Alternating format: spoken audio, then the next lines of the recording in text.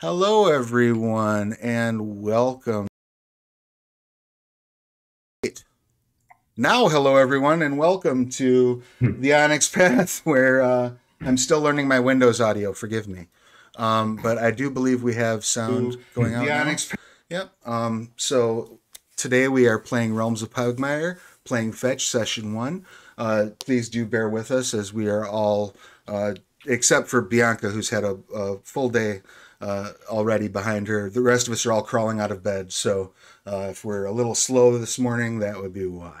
Um, I do want to call attention to the fact that it is Realms of Pugmire month in the 10-year Onyx Path anniversary celebration. 10 years, Onyx Path has been putting out books, so each month to celebrate that, there's a sale going on that focuses on a different one of the game lines that Onyx Path works with. And this month's is Realms of Pugmire.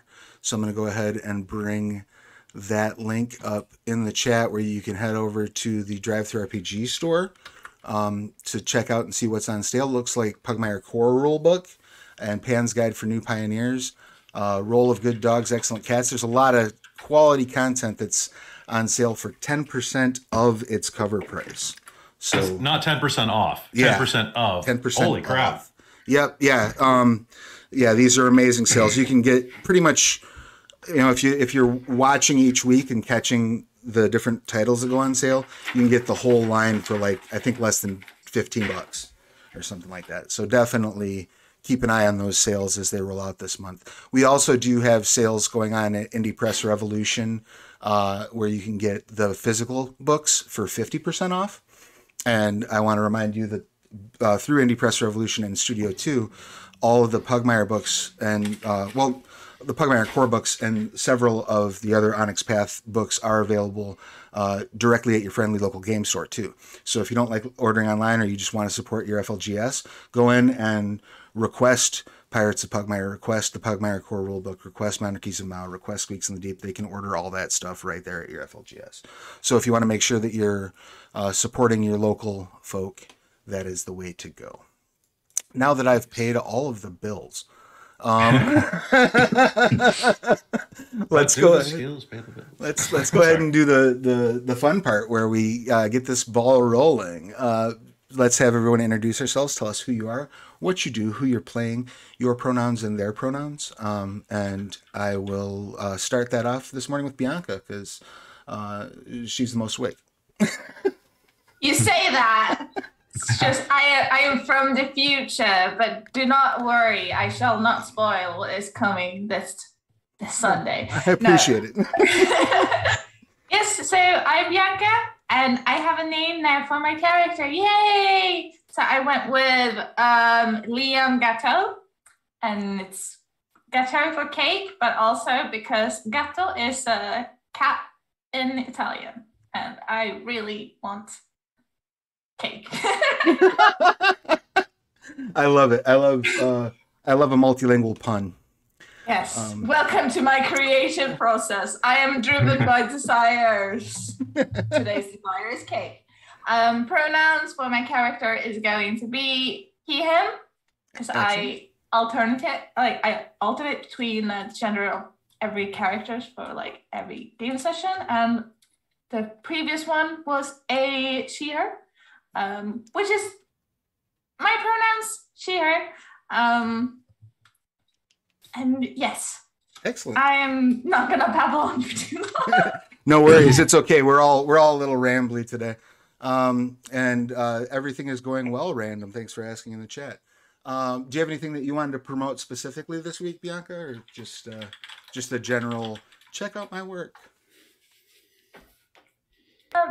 Nothing in particular from me. Excellent. Well, check out Bianca's work on Drive-Thru RPG. If you look up Bianca's name like it's spelled, there should be some stuff. Yes. And next up, that brings us to Mr. Tim Stotts. Please give us all of your pertinent details. My name is Tim Stotts, he, him, and I will be playing Brisby, who is a trickster mouse kind of fella. And so fella, he, him. Let's see. I don't know if I could promote my hemp dispensary. I don't know what Twitch's. You can promote your Instagram. Yeah. Okay. If you look up ACS Plus Hemp, then you'll find my business. And that is not a direct call to action to buy anything. Let's just go like his pictures on Instagram. Yeah. I'm a roguishly handsome enough fella. So, though I don't know if there's very many pictures of your roguishly handsomeness. Probably not a lot on that Insta. But if you look up the username under your face on Insta, you'll probably find some pictures of your roguish handsomeness. You might. You just might. You are in fact those two things. So thank you. It takes a lot of work. It does, especially at our ages. Not for you. Not for you. Mm-hmm. You make it look easy. Speaking of rogues who are handsome, Kelly. I thought you were going to reference yourself again, Travis. Hey, everybody. Hi, everybody. I'm Kelly. I'm the head storyteller, dungeon master, game master, etc. over at Dorktales, which you can find on twitch.tv/Dorktales or youtube.com/Dorktales or wherever your podcasts are sold, licensed, distributed, etc. Things that I am excited about, besides playing Dr. Hairlock Bones, my Sean Connery Scotty Terrier Crusader today. This week we are doing a bunch of off-camera recording and filming for the channel, so not as much in the front of the house stuff, but we do have a how to run this week on Tuesday for the Dungeons and Dragons module Call of the Netherdeep. So if you're looking to run that and are hitting that midpoint gutter in the plot that is chapter 4, come and learn as we try to walk you through that Tuesday night at 7 p.m. Pacific. Rock and roll. Definitely will recommend everybody head over there and check that out. I will try to be there. I don't remember what I am doing. I think I might be streaming something. You probably will. You do that a lot. I do that a lot. This week is really weird for me. I have 6 games between last night and Wednesday night. Oh, yeah. I guess you can also see me on Tuesday morning here with Travis. Yeah. Tuesday we're playing the Phoebe Trust. Oh, I have to play Dad. That's going to be great. You do, to a party that sounds like it's going to be trouble. But that does, I guess, make a good segue for me to introduce myself. I'm Travis. He, they, I will be the guide and providing the voice of Morty Corgi this evening as well, at least for a little while he's here. So we're going to dive right into the tale. Thank you. You will see that he is pictured not only behind me, but also in place of where Krista would be if Krista were with us today. But they are not. So Morty is holding down the fort. But that's all right. Krista will be joining us next session with an amazing character by the name of Oz. And possibly some twists? Possibly a twist or 3. What a twist. What a twist. So our tale begins outside of the village of Mutttown. Mutttown is sort of an independent settlement that's been created by dogs from the Realms of Pugmire, and is created as sort of like if you would think of like a frontier town or a trading post, is largely what Mutttown is. But it's in a clearing right outside of the Fearful Forest. And just at the very, very, very edge of the forest stands one of the towers of the venerable artificer known as Morty Corgi. He has summoned each of you to... Am I a little quiet? I also am a mumbler, by the way. No, you actually sound pretty clear to me, but I don't know about the Twitch stream. I might be sounding a little quiet on the Twitch. You could be a little bit louder maybe compared to the rest of us. I'll turn myself up just a scotch, because I do... talk a little quietly. Oh, I can't really turn myself up a scotch except manually. Oh, check that Zoom has not turned you down inside of its Zoom settings. Oh, it's the good old. It loves to do that, especially if you are playing video games between or something. They're getting my raw mic. So I will just try to be a little more projecty. Thank you for the note, though. Excuse me. I didn't mean to do that right into your... That's what you get for telling me to be like... One time when I was... Travis and I were on a podcast that I had to edit, and I'm looking at the waveforms, and mine are almost the size of the bar, And Travis is almost the size of quiet. I am a mumbler, so I will work on that. Thank you for letting me know. Yeah. Project. I'll see what I can do to project better. I'll play to the exits. But having said all that, I hope that is better. Maybe. Yeah. Chat will let me know. Yeah. Having said that, you have all made your way to Mutt Town to further then make your way to Morty's Tower. You've been summoned by Morty. All you know is that he is looking for a band of adventurers who can aid him on a very important quest. And this is not unusual. There are as many legends about Morty, about adventures that Morty has hired, as there are about Morty himself. So this is an opportunity for fortune and glory, and you have clearly made enough of a name of yourself as adventurers that you have drawn the attention of this venerable mage. Now, having said that, you are all 4th level, correct? You have leveled yourselves up to that level. So you have a little bit of experience. You've been around the realms a little bit, so you can feel free, those of you who are players who might not be as familiar, to ask, would my character know X, Y, and Z? Okay. Sure. Because you're fairly knowledgeable, and I'm not going to make you make a bunch of history rolls for stuff that just would be common knowledge among adventurers. Does that sound fair? Sure. Yeah, that's good. Rock and roll. So are you doing anything before you head straight to the tower? Is there anything you want to take care of in Mutt Town, or anything you'd like to prepare on your way up to this wizard's tower? Is there anything of particular interest in Mutt Town? Like, it's a border town, so does it have much in the way of attractions, anything important that the passerby would want to stop at? I mean, there's definitely a open air market where there's various goods being traded. There are docks, so you can see there's some plunder being spent and various ships being worked upon. There's the inn you could check out if you wanted to see about some rumors or see what other work has been posted. It's kind of what you would imagine as comparable to, a small village in your standard fantasy realm. So anything you might imagine you would find in a small village, you can find in Mutt Town. And that is their tourism campaign. That's right. Anything you can find it. Anything you can find in a small town, you can find here. Exactly. There's a billboard. I'm assuming. I'm assuming all of our characters are perfectly refreshed, and that I finished rolling it about 15 minutes ago. So we don't need to take a long rest or anything like that. You had managed to, I'll say, just for the sake of brevity, you've all come here by way of Waterdog Port, which is the sort of southern reaches of the Realms of Pugmire, right on the Acid Sea. You booked a barge. And one of the locals from Mutt Town that runs barge traffic up and down the river took you upriver to Mutt Town from there. So you've just arrived. It was a pleasant journey on the plastic barge. Nothing to write home about. No difficulties going upriver, really.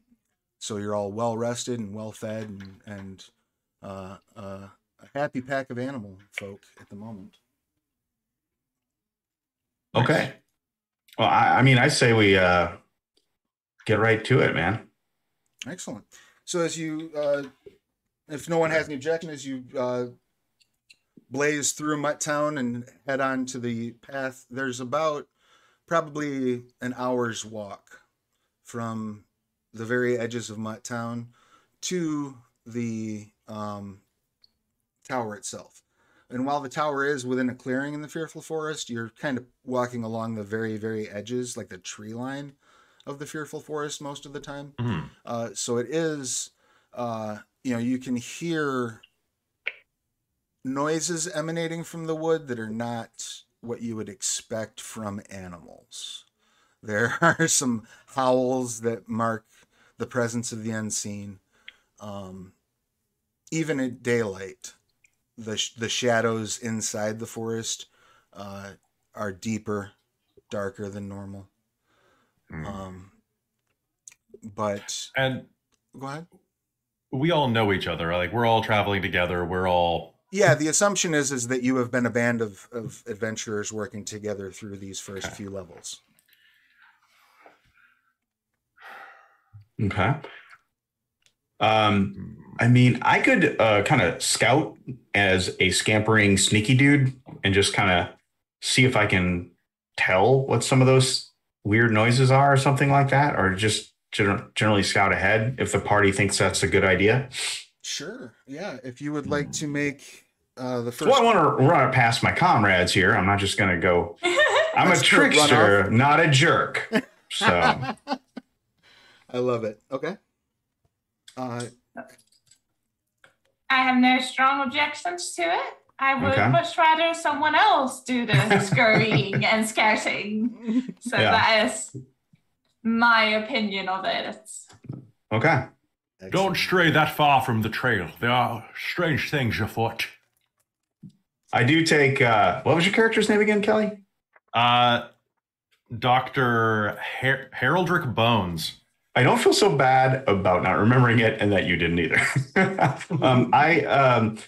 I do take Dr. Bones' advice into account and not get too crazy deep into the woods, but I do start to scurrying, and sure. That is in fact That boy can scurry.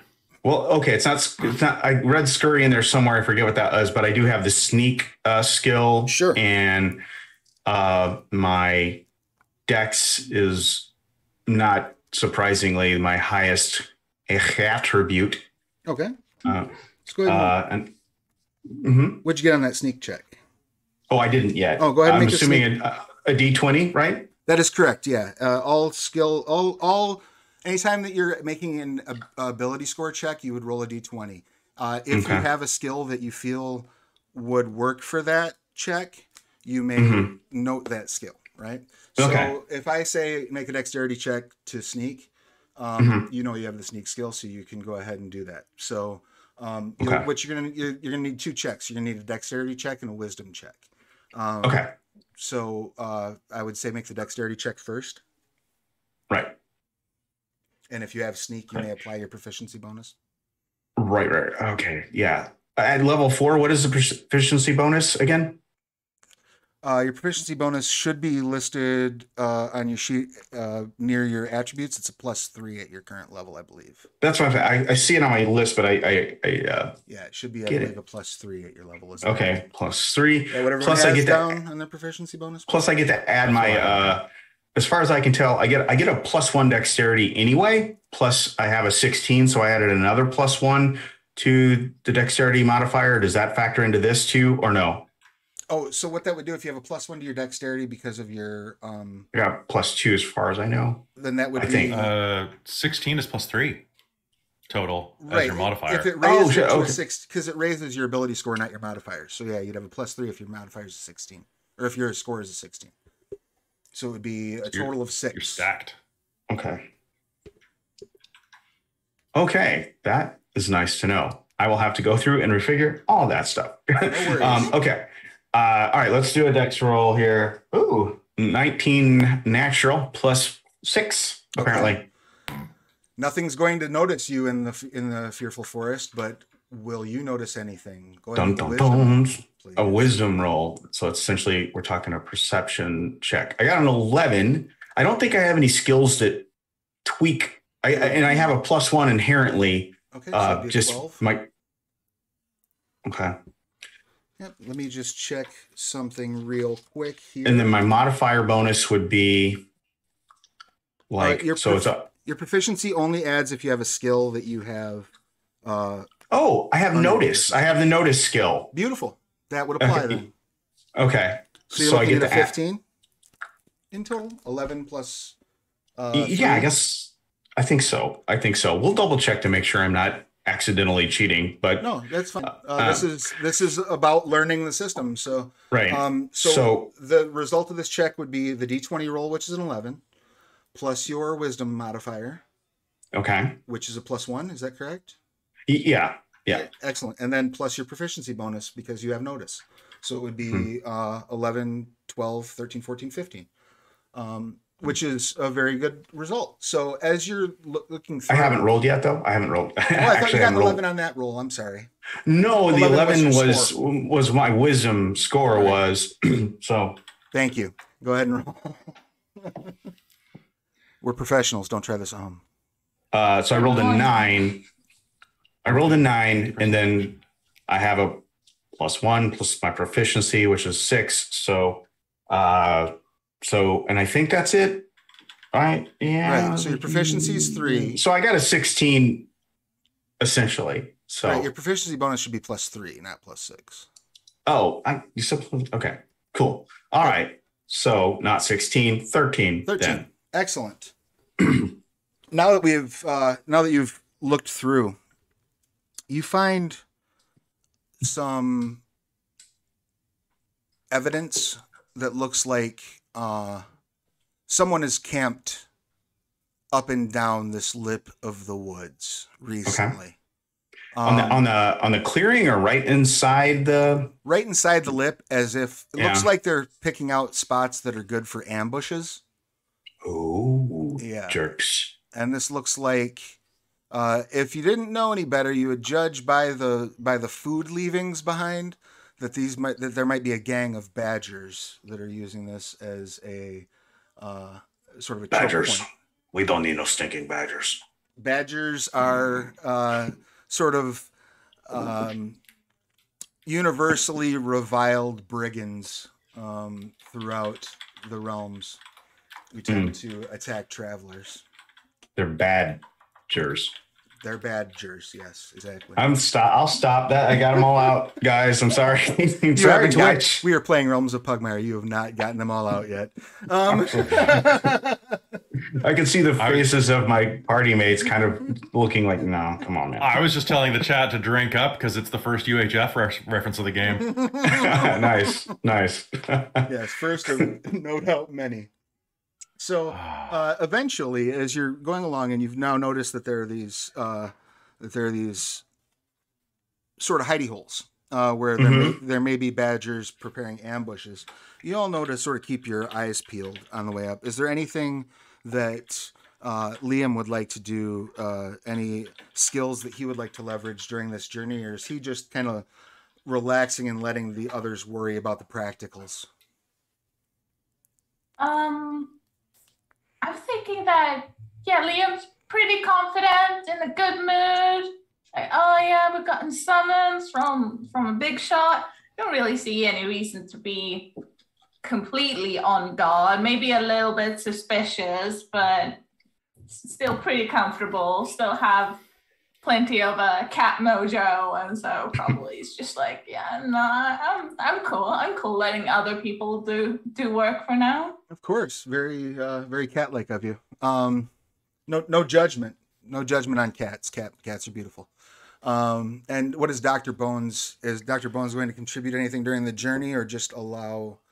During the journey, I think occasionally just regaling with stories from antiquity that he might have read that he found particularly interesting, which start maybe as nuggets of interesting things, but then turn into like Grandpa Simpson stories. Excellent. So, so Dr. Bones is kind of rambling at length throughout the journey. Fair to say. Yeah, absolutely. Then occasionally punctuating with like just enough interesting thing to make you turn and listen, and then you go, like one of those. I love it. Well, sure enough, eventually, 3 stories hence, you make your way to the front gate of Morty Corgi's tower.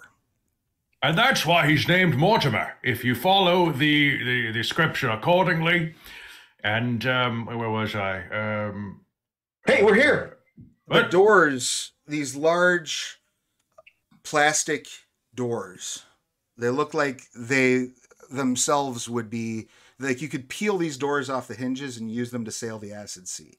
Massive plastic doors slowly begin to open inward, revealing this beautiful, expansive courtyard with various like hedge sculptures.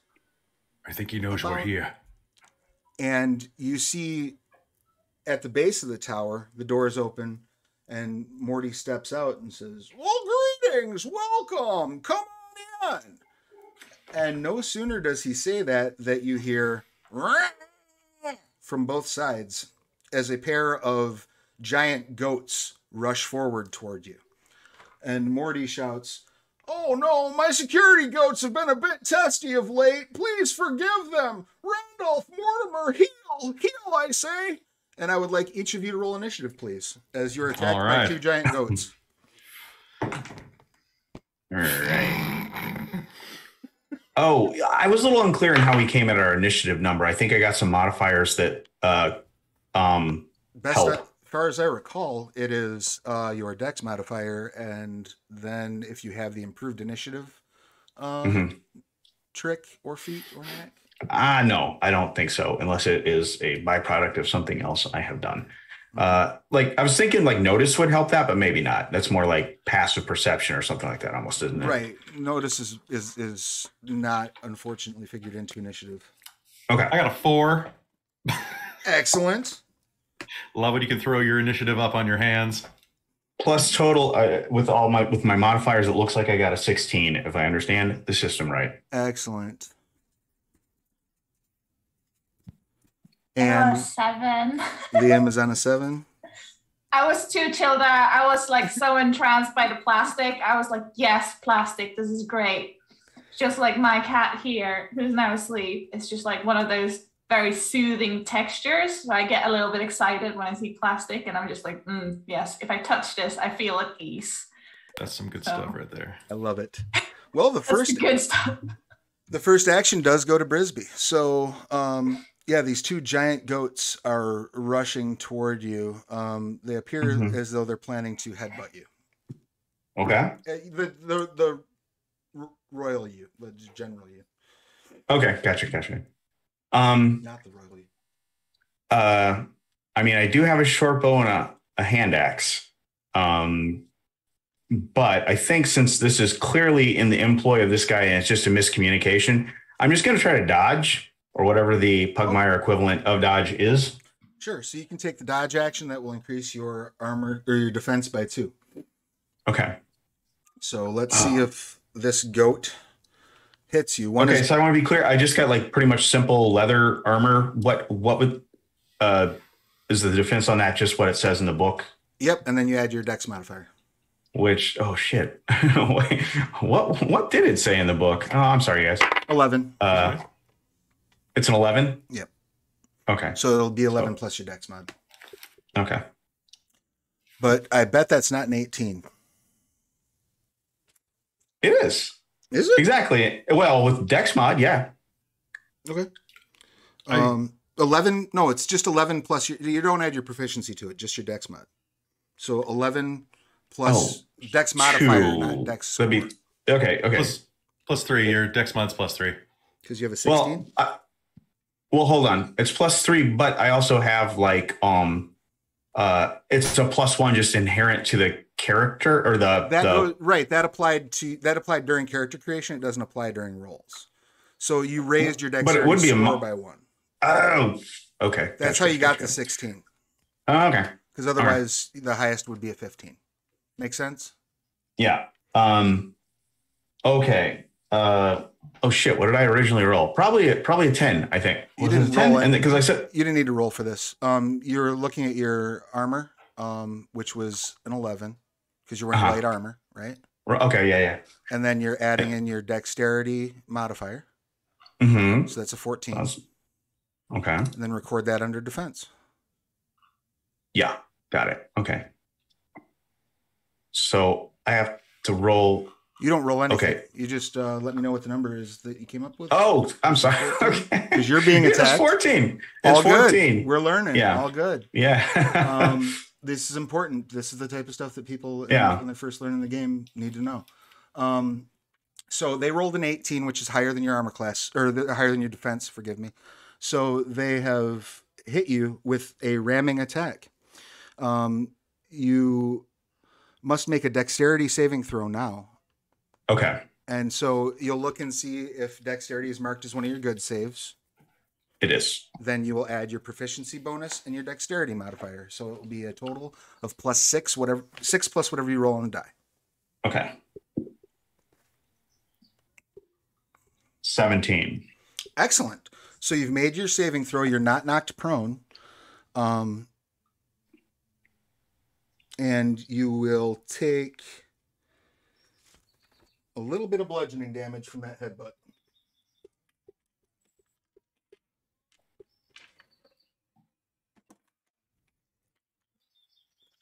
As a tiny mouse, I would just go flying across the room. You probably do, but you didn't get knocked prone. So the bad news is you take 8 damage, but the good news is like as you go flying, you like land in a 3-point landing and slide backwards like upright. So you're not knocked over at least. You got that going for you. So go ahead and remove 8 points from your stamina points. Or just mark down that you're -8 from injuries. However you prefer to track, that's fine. I usually go up until I hit it. Yeah. So luckily I have 34 total from what I understand. Yeah, so that sounds about right. The second giant goat is going to try to ram Liam because Liam seems like Liam is paying the least attention. Damn. Oh, that's a... Okay. As the giant goat tries to ram Liam, I got a natural 1. So that is what we call a fumble in Pugmire. It runs headlong into the other goat, dealing the other goat 8 points of damage. This is great news for me. Yeah, you like look over and you're like, wow. And then the goat just runs past you and smacks headlong into another goat. Good job, Liam. That does bring us to Liam. What would you like to do? Yes, it was all me. It's all according to my plan. Obviously, I have the favor of our creators, which is us cats. I'm probably not really going to do much except maybe like heckle the goat a little bit. Okay. Do you want to try to use like an actual, like, are you trying to bait it to attack you, or are you just talking smack? Talking smack and maybe turning to Mortimer going like, well, this is not the esteemed welcome that I was expecting. Well, you'll have to forgive me. They've been just downright unmanageable lately. That brings us to Dr. Bones. What would Dr. Bones like to do? Don't worry. We'll get you, goat. That's a point of fortune in the fortune bowl. Which reminds me of, yes, let me, I forgot a very important mechanic. You all have a bowl of fortune. It starts with 1 for each of you, and you just gained 1, so now there's 4 in the fortune bowl. Nice. If you want to gain advantage on a roll or something along those lines, re-roll something that failed, you may ask the group to if you can take a piece of fortune. If they're okay with it, you may take one of the fortune out of the bowl and make that adjustment. However, because we have a cat in play, any fortune that Liam earns, Liam gets to decide whether it goes in the bowl or in their own personal pile, because he's a cat and he gets to take things that he wants. Mine. I'm a cat. So that's how fortune works. Make sense? Makes sense. All right, so Dr. Bones, I apologize. Continue. I think just try to talk them down. Whoa, goat! It's all right. We are friends. Do you have any? That would be a charisma check. And do you have any sort of skill? Yeah. No. Oh, excellent. I have my +1 to charisma. Beautiful. Go ahead and do that. I'm going to give you a disadvantage on this roll because they are enraged goats. I see. Whoa, goat! You know what? Still, that's a 13 with disadvantage. It would have been a 15. That's not bad. That's actually enough to heal the second goat to heal Randolph, who is You're healed. Not like heal, like heal. I know. So Randolph, the one who just got hit in the face by mistake, just goes right on his butt. Oh, good goat. Good goat. But Mortimer And your friend is not nearly as relaxed and turns around, seemingly very like focused on Liam now because Liam just embarrassed the crap out of this goat. So Mortimer is going to rush Liam, but Brisby clearly has an action beforehand. Okay. I mean, let's see. Do the goats have collars on them? They do not have collars on them. Okay. They have, the one that's rushing has very lovely decorative like anklets, but you're not sure that they don't look like they're strong enough to like act as restraints. Right. They look much more decorative. Well, in D&D, the other you one can has paintings on his horns that are done. Okay. In D&D, you can subdue a dragon. In Pugmire, can you subdue a goat? You can try to subdue it. I mean, you can absolutely try to just like grapple or tackle it to the ground if you like. You try to knock it out. Yeah. Sure. Yeah. Yeah. I'm already down 8 points. What the hell else? Yeah. All right, and I'll even allow it because do you have the sneak attack trick? I'll even allow you to time that because you have such an initiative lead on them. Like if you wanted to shoot it with your crossbow and try to like trip it or hit it away, your short bow, I apologize, or even jump on it and grab it, I would give you your sneak attack bonus because it's running toward Liam right now. Someone else, yeah. So you can just wait till it gets within that range and then time your attack for that. That's totally fine. Okay. So sneak attack works a little different in Pugmire. Okay. It should be described in the feature specifically, and that's from Squeaks, correct? It's it's in the character creation part. Let's see. And you went with Trickster, right? I did go with Trickster, but I think it's more of a mouse. I think Sneak and Traverse comes with all mice. I'm pretty sure. Right. I was looking specifically at the sneak attack trick or knack. Yeah. If you have that that trick or knack. Yeah, I do. Wait, no, that's a skill. I didn't put my. I think I put it is a knack if I recall, and I put it under my skills, I suppose. Oh yeah, you put it there. That's fine. Oh, it's two different things? I thought it was the same thing. Sneak is a skill, sneak attack is a different thing. So if you have just the sneak skill and not the sneak attack, then never mind all that thing that I just said. I don't have any of my knacks filled in. Okay. I'm sorry about that. Oh, no, gosh, there they are. On the second page. Tim's having a morning, everybody. It's all right. It's fine. Yeah. Okay. Well, hold on. Let me just, the knacks are like light armor and shit like that. Yep. Trickster as well as Ratter, apparently, is what. Yeah, so you still have time to pick them. So I'll tell you to pick sneak attack. Do it. Okay. And I will give you advantage. I picked sneak attack on the roll. So you'll have an advantage on your attack. Okay. And I will double the result of your damage, if any. Okay.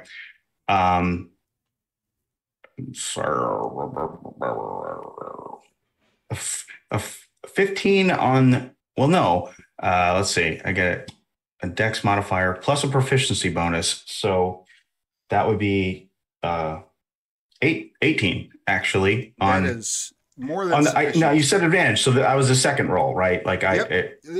Whatever the highest number is. Yeah. Right. The first one I rolled a 5. That absolutely hits. So go ahead and roll your the higher number, obviously not the 5. So go ahead and roll your damage and then double the result. Okay. Well, I was going to grapple, I guess, as opposed to use my bow or my axe. Perfect. So okay. What? So in that case, there's no damage. You just grab him by the horns and like wrestle him to the ground, and he's prone. That ends the combat, and Morty comes out and says, "Oh, thank you so much. I really appreciate your understanding and patience with my goats. They, boys, go back to your kennel. Go get some food." And the goats get up and run off. He walks over and says, "I hope they didn't rough you up too much," and pulls out a potion and hands it to Brisby, is the one that got injured, correct? Yes. Yeah. Oh, yeah. Go ahead and take that. Let's go inside. I go ahead and cannonball that. All right, you regain 9 hit points, so all the damage you took. I'm gonna live forever. He says, "Well, I called you here. Your reputation precedes you, and I just turned into the Dr. Bones for a second. I called you here. Your reputation precedes you." Excuse me. He's not the only one who has a reputation that exceeds them. All of you have wonderful reputations. Yes, please forgive me if I'm a little out of sorts with these goats. So what I would like you to do is collect a series of artifacts for me. I'm going to bankroll the expedition. I've hired a captain who will help you along the way. They have a brand new ship. It's very exciting. It sounds exciting. But you're going to need to travel a lot. Quite a bit. There are 4 artifacts that you need to get, and they all, they don't have to be got to me in any particular order, but I do need all 4 of them. Okay, it's very important. I have unlocked an ancient secret. I believe I can locate a mystical realm known as a farm upstate. The farm upstate? Yes, I know it's a heretical teaching of the Church of Man, but I believe it exists. I see.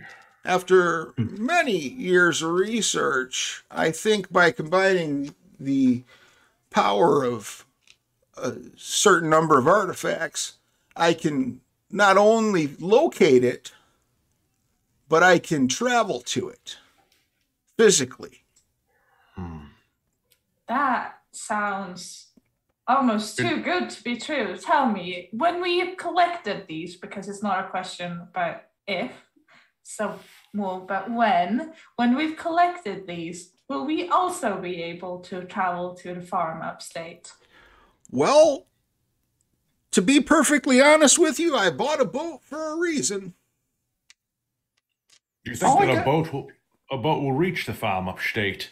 I believe so, especially when we have all of these artifacts in place. You see, very interesting things. There's a legendary... I'm calling you, of course, because this is not going to be easy. I'll be honest with you. You're going to face great peril and quite possibly die horribly painful deaths. But if you manage to succeed, glory awaits. So I guess you'd be going to a farm upstate either way. I was just going to say, I think I've got a much easier way for you to travel to the farm upstate. Now, getting back might be a problem. But also, I'm pretty skeptical of this whole Megillah. My character is. Sure. Not me, really. But this might be the proof I need, I guess, to believe in this mumbo jumbo. It's possible. The 4 things I need you to collect for me. The first is a notorious treasure by the name of Saturn's Sight that the pirates speak of.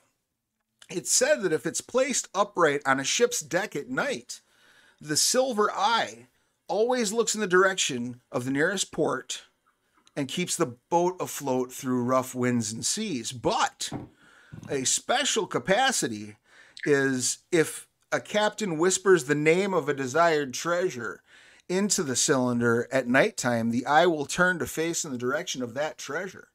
So this is allegedly an unerring detector, which will help me find the gate. Mm-hmm. Now, it only works once for each ship it is attached to. So I would request, nay, beg, that you do not attach this to your ship until you get back here. Because I don't want any temptation. Gosh. Somebody goes, and I got to buy a whole other ship. Mm-hmm. And it's an inconvenience, and I'll be very sad. Okay. Understood. Understand. Okay. Yeah. Thank you. You can only make Morty be sad. Is there a limit to what kind of boat it works on? Let's say that I stumble upon a rowboat during our journey. Now, this might not be the boat that you have paid for. Well, this does kind of raise some questions. At what point is a boat a boat? Could it be just like a piece of wood? I think it refers to any seaworthy vessel, really. I mean, I've heard a rumor that once it was stuck to a barrel that someone had ridden over a waterfall. Exciting. I have no also idea. Also brings up a ship of what is Theseus sort of situation. That does bring up a ship of Theseus. That's a good question. You know what? After we find the farm upstate, maybe we can try it. But I don't want to try it beforehand because we only get one shot at this thing. Because that's how things like this work. Okay. So I'm told. I think we can agree to resist temptation. I appreciate it. Wait, what? The next is what's called a lasso of pliability. Now, this is a magical lasso that was once a lasso of immobility, but has been, shall we say, upgraded by an associate of mine. I need you to go to Port Matthew and collect it from them. You'll be meeting with Crowley von Longhair of the Shadow Block. Now, they may have some tasks that they want you to complete in order to hand this over to you. Will that be okay with all parties concerned? He says, leaning over to Liam. Well, it truly does feel a bit odd to be sent away to fulfill the request of another. When did you not say that they upgraded this artifact, so it belongs to you? Why would they then task us to do things? Well, it doesn't belong to me yet, so you need to get it from them and get it to me. Now, they are receptive to having certain services performed in exchange for their holding, but they were a little cagey about what exactly it is they want.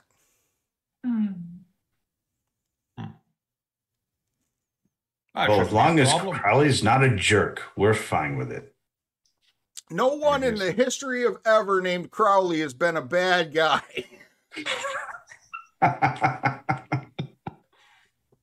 Seems legit. That's just the name of a nice fella. Well, The third thing we need is the heart of a dragon. Now, I know this sounds like it's going to be difficult to get a hold of, but I've heard rumors that there is a dragon's lair in the underneath that you should be able to find the icy heart of. So he's a cold boy and not a hot boy? He is, yes. I need there's a source. It seems that the old ones created the dragon to guard some ancient store of knowledge, and it needed to be kept cold for some reason. That's all I've been able to put together. But perhaps you could speak to some of your people who might know more, Brisby. The underneath is your area of expertise, after all. That's right. Door of knowledge, you say. Interesting. And last, I need some sort of powerful source of necromantic magic. Now, the easiest source would be the canine teeth of a cat or a dog that's been infected with vampirism. That might not be the easiest to get a hold of, though. So if you want to, you could bring me a masterwork with heavy death energy. That'll probably do the trick. Heart of Dragon Necro. So for the last artifact, do you have any leads on where we might come across such an artifact? Well, a powerful necromantic item you may find in the collection. Well, there's a couple places, really. If you look at the collection of an old friend of mine, Reggie the Untrustworthy, he is a Mancer of House Rex. He may have something. And rumor has it that the city of Houndton has a bit of a problem with vampirism.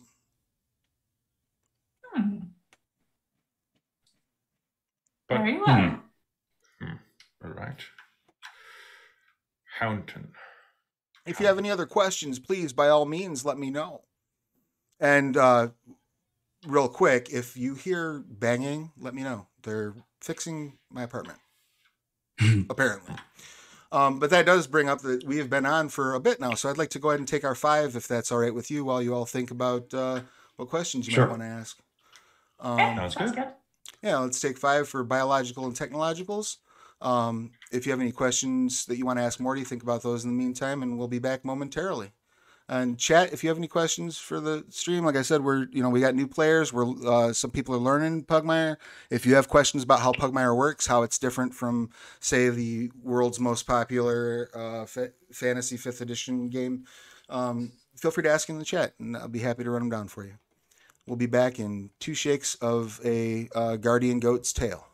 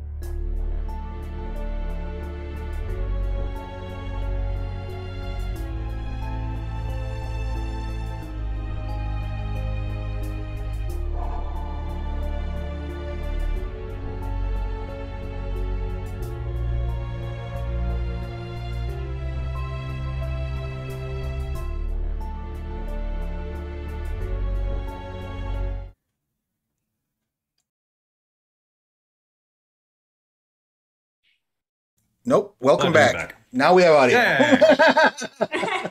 One day I will have this Windows interface down. Today is not that day. Real quick, out of character side note, I ordered a Stream Deck 5 weeks ago. Still hasn't shown up. Oh, Thanks. I know Bill. when lockdown first started, it was impossible to get any kind of streaming card or anything. Is that still going on? It still seems to be. I mean, I thought they were caught up. You'd think, but it's not. Alas. So back to the world of fantasy and the realms of Pugmire. You know, they're making it fresh for you, artisanal. Yeah? Yes, I'll have an artisanal Stream Deck. Maybe it'll have It some is what it is. neat hand carving patterns in it. So, did you have any questions for Morty before you head out on this? You had asked about, he had given you 2 leads about possible places where you could find a necromantic energy. One being an old ally of his or an old acquaintance of his. Ally is probably a strong term. I would say so. Strong term for someone called the untrustworthy. If you want someone like that as your friend. I feel like Maybe it's one of those opposite nicknames, like when you call somebody short, like Gigantor or something like that. I don't know. how trustworthy is this friend of yours? Oh, it's an apt description. He is a downright scad. Oh, a scoundrel. Yeah, scallywag, one might even say. He's not a nice person. Don't trust him. Let's watch our language. I wouldn't go that far, but interesting. Okay. Mr. Corgi, I do have a question.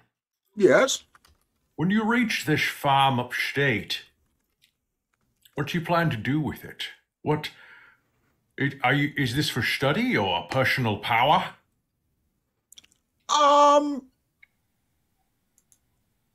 Both, one might say.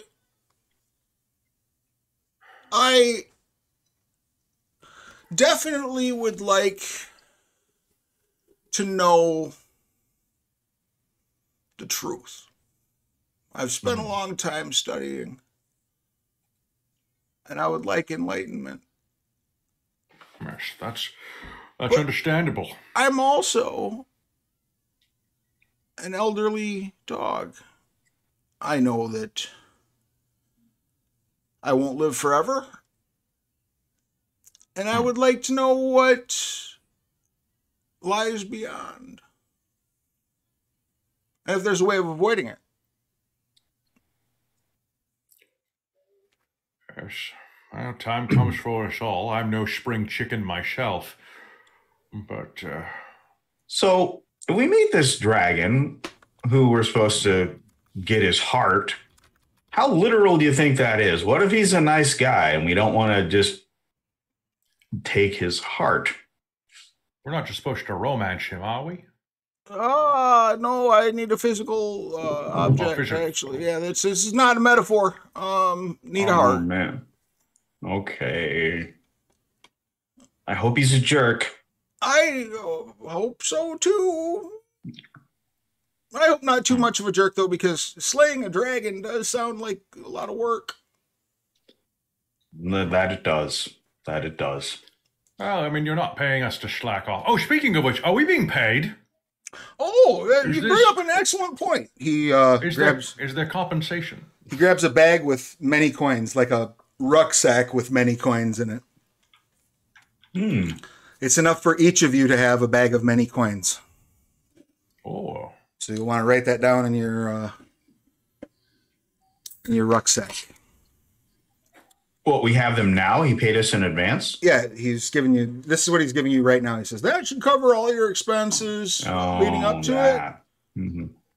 Mm-hmm. Do we keep our receipts? Do we still get 34 cents a mile? it. Whatever's left is yours, and there will definitely be some payouts at the end. Also, I have no objection to you retaining and controlling any masterworks that you come across that aren't the ones that I'm asking for.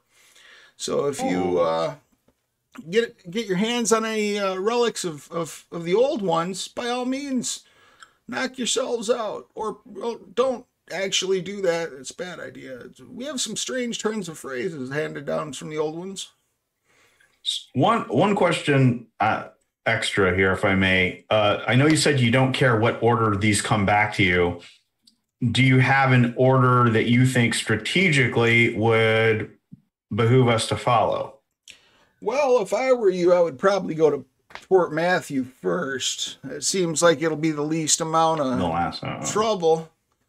I mean, if you wanted to investigate Houndton, you're closer to there than Port Matthew, but yeah. Okay. And this Crowley fellow's a good person, you say?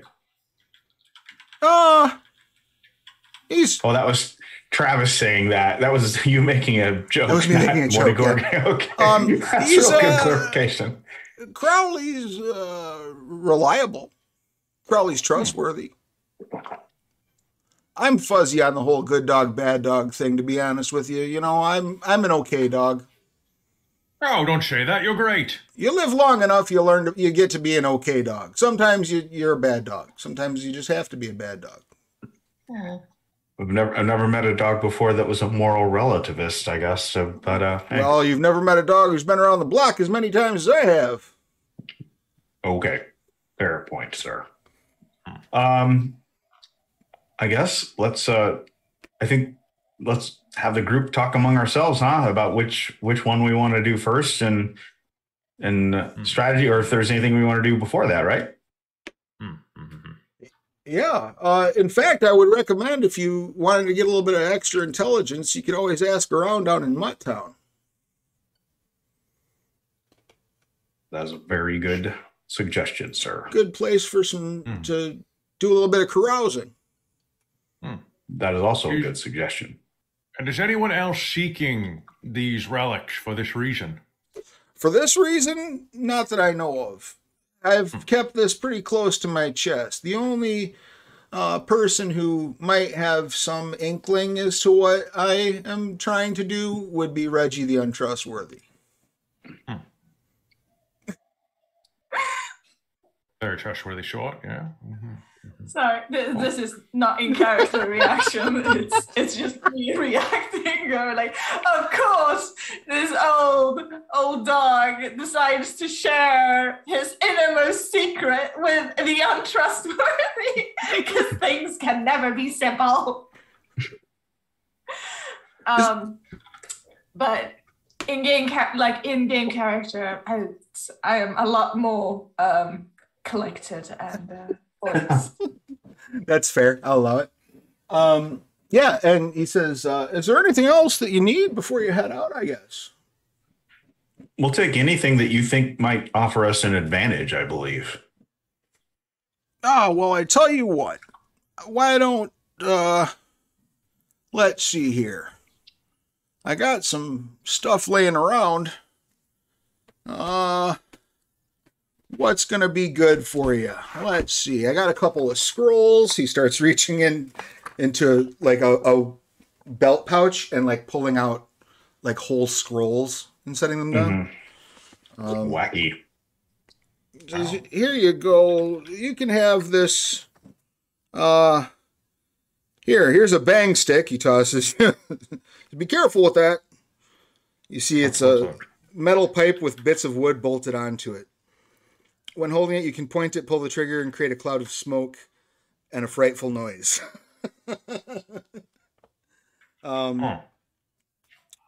He gives you each one potion of resistance, and that is to acid damage.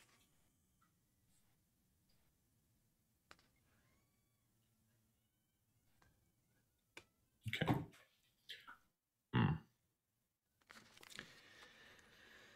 And he gives you a scroll of 2 scrolls of sleep.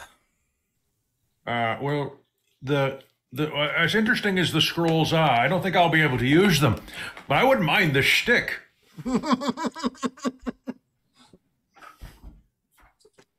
Excellent. So I'm taking the shtick. Any objection to Dr. Bones taking the bang stick? I don't think I can use it. The bang stick you can, yeah. Anybody can. Oh. Okay, gotcha. The scrolls would be No. probably only because Liam's a mancer, right? Minister. Minister. You could use the scrolls. Absolutely. Yeah. I'm fine with taking everything that nobody else calls out for. Just going like, yes, my arsenal, yes. Now, but then Liam plays with the wrapper it came in way more.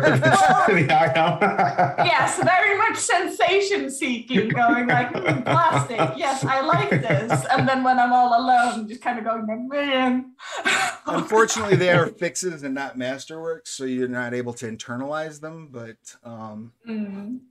if you come across any masterworks, there are rules for cats to play with something until it breaks and then gain its power. So the writers had too much fun with this. Entirely. So that said, if you want, you can certainly rest, or you can head out to head back into Mutt Town to try to gather up some info. I'm pretty well rested. Who wants to head into town and enjoy ourselves? I think heading into town sounds like a good idea. Do a little recon, and then as long as Morty will let us kind of come back if we do need to rest, maybe before we head out to do the real crazy stuff. He says, absolutely, and you've got plenty of coins to get a room at the inn if you want to, but this tower is yours until this is over with. You're welcome to come back here between masterworks if you want to. You're welcome to however you want to do it. I trust you. I believe in hiring well and not micromanaging.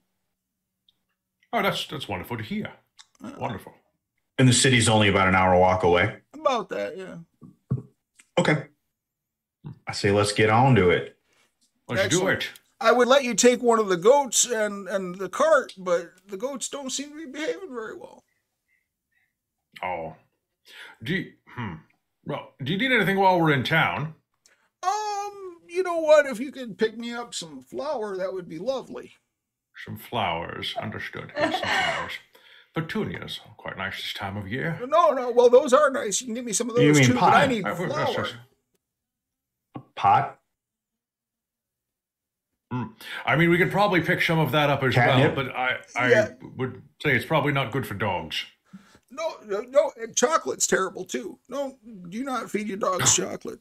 Who's making chocolate? I use it in poisons. I need the cooking kind. Oh, kind of chocolate? Yes, no, flour. He wants to make edibles. On that note, you all make your way on that note, I think we made it. I think you start making your way back into Mutt Town. As you're making your way back in, about halfway down, you are accosted by a band of badgers. Now, you managed to spot their potential hiding spots on your way up, so this is not a surprise situation. You see them with plenty of warning. But yeah, you see there are 3 badgers. No, I apologize. There are 3,000. There are a total of 5 badgers. 3 of them are wearing identical sashes, indicating that they are lower members of the gang, sort of the red shirts of the gang, as it were. And 2 more that look a little bit beefier. So as you see them with plenty of warning, what would you like to do? No way to avoid them at this stage, right? You could try to avoid them by going into the fearful forest if you want to. Yeah, and that we're not Brer Rabbit, I don't think that's a good idea.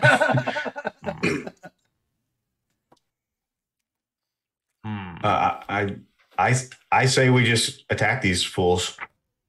How tough are badgers compared to us on general? Like how many of these encounters have we survived in the past? So badgers are kind of an ongoing plague at the edges of both the realms and the monarchies, right? So they're not uncommon to run into. It would be analogous to like running across like some, red brand ruffians if you were in Forgotten Realms, for example. Okay. These are not uncommon. Your average street criminal. Okay. To give you an idea. Does that make sense? Absolutely. Yeah. All right. How shall we progress? I'm going to sneak up on him and attack him, as long as you guys don't vote against that. We'll tell you what, I'll draw some fire to distract them. Bianca, do you have any... Oh, not Bianca, sorry. Liam, do you have anything that you would like to do? What tactic do you feel is apt today? I'm wondering, how does I might not use them, but I'd still like to know how does the sleep scrolls work? So you'll just read them, and when you read them, you select a point within 60 feet, and you roll 5d8.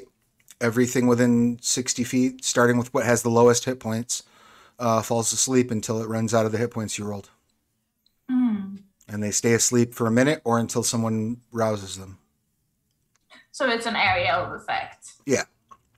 So with how they are standing, could I possibly use the sleep scroll? Absolutely. You could use the sleep scroll and you could get 3 of the you get the 3 red shirts all at once. And do any of you have no culture as a skill? I thought no. Nope. Religion, history, arcana. Sneak, traverse, notice, survive. I'll give you on a no history, actually. Okay. This would work. I have no history as well. So you would roll that? No, just if you're proficient with it, you would know without rolling that badgers are notoriously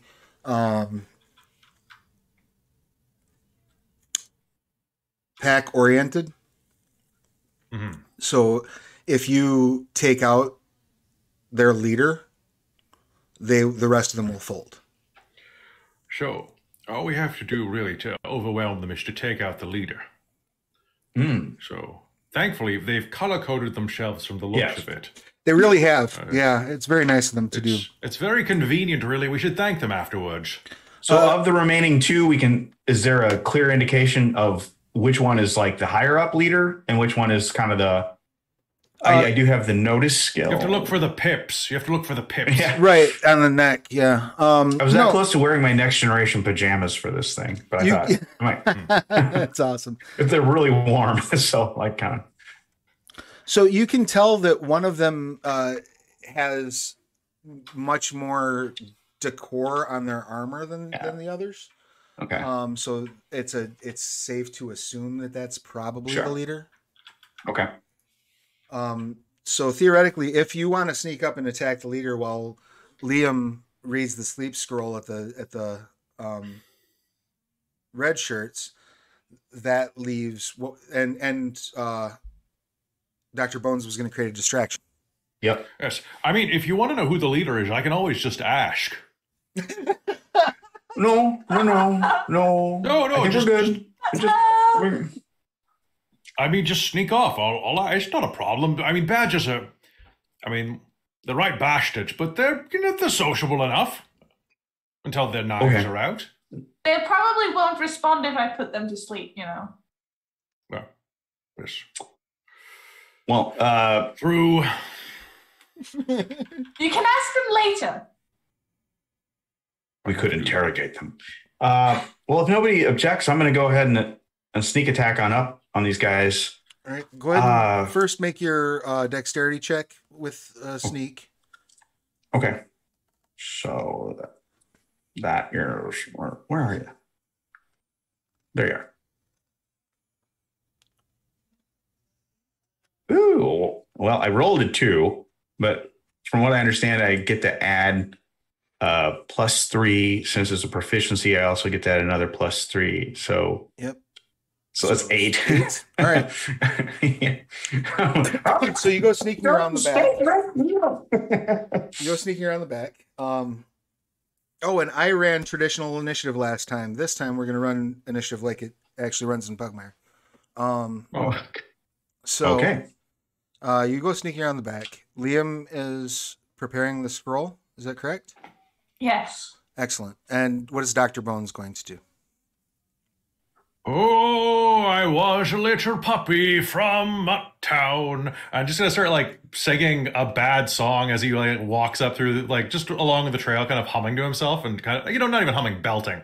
All right, excellent. As you're belting, they leap out into clear view, and the one who's wearing the most decoration says, "Give me whatever rich stuff that Morty Corgi gave you." And that we will have initiative. Who? So I will give you all an advantage on initiative because you have been preparing.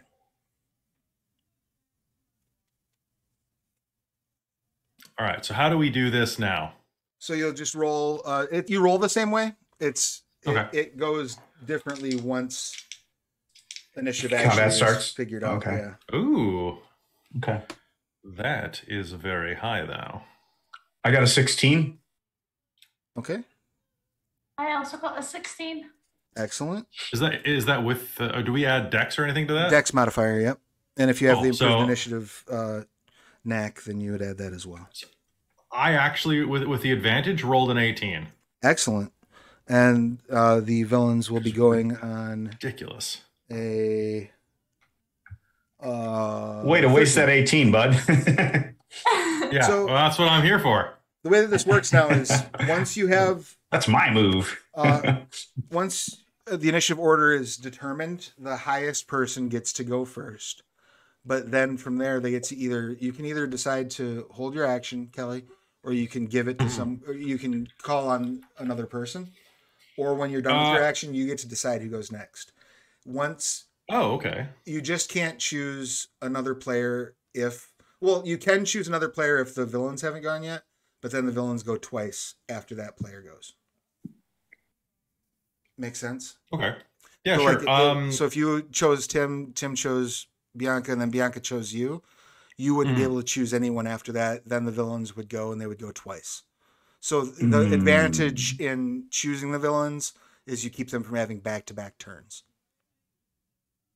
Okay. But I can just swap places with someone. Yes, absolutely. You can swap. Cool. places. I would like to default to letting probably Bianca go first, Okay. because taking 3 guys out is pretty good.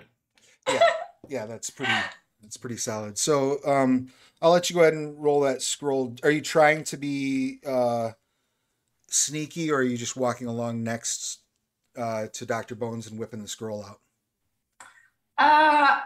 Might not be walking next, slightly behind. It's Okay. kind of unfurling the scroll and just starting to read. Wow. The mental image of that is just hilarious to me. Like, because I don't know if Dr. Bones is short, but I'm assuming that Dr. Bones is short, and I'm assuming He's that short. you're kind of taller and a bit lankier because you're a cat, and like he's just running along being super loud, and you're very casually unrolling. Go ahead and roll 5d8 for me, please. D8. Okay, let's see. 5, you said. Oh, 5. Oh. 4, 7, 6, 7, 8. All right, so 7 is 14, plus 4 is 18, plus 6 is 24, plus 8 is 32, right? Yeah. Okay, so 32 hit points worth of them. So you knock out 2 of them, and the third one is still up. Is he stunned at all or anything? Or No, sleep either works or Okay. doesn't. Gotcha. And who would you like to go next then, Liam?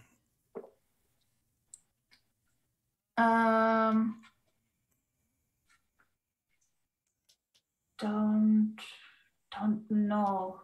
Does anyone want to go? I think might be good to bounce back to Harry, or to let Brisby do his sneak. Yeah, if you let Brisby do the sneak now, then that's potentially one less of the badgers that you'll have to deal with when their turn rolls up. Yeah. So I'll let Brisby do the sneak. All right. Now you got an 8 on your stealth roll. Yeah. So you leap out and try to attack, and you do not have advantage on this because they did see you. And the chieftain even turns to you and goes, "Ha ha! I see you." How would you like to attack? Or would you like to do something else since he went, "Ha ha! I see you"? I think my little cute little hand axe. Excellent. Go ahead and make your attack roll. You can use dexterity or strength for that. It's up to you. Okay. Dexterity in my case, for sure. Ooh, not a natural 20, but a 20. Dirty 20 will hit. Go ahead and roll your damage. So it's 1d6, but like there's no modifiers or anything. You'd add the modifier for whatever attribute you rolled. Oh, so I'd add dexterity to it. Okay, yep. Cool. Nice. 7. Excellent. You hit him in the shoulder and he lets out a yelp. He is not pleased. Is there any kind of like, well, I guess I didn't win the sneak attack, but is there any kind of like fleeing, or can I do that? Is it kind of similar, like if I move through another character's space, I'm screwed? Or were you, you can't back away, but without withdrawing, but you can. Were you hitting? Were you throwing the axe, or were you running up on him with the axe? How far away was I from him? You could get as close as you wanted, realistically. You could get up to him if you wanted to, or you could get like behind a rock or behind a tree stump and throw the axe. I mean, that does sound like the more prudent move. Keep some distance between you and the giant angry badger. Yeah, probably so. That's fair. So now, do you want to give the next action to Dr. Bones and have the villains go twice in a row, or do you want to give the action to the villains now? I think give it the action to the villains, because those guys compounding on top would not be cool. That could be bad news. The Badger Chieftain is going to rush toward the person who hit him with the axe, obviously.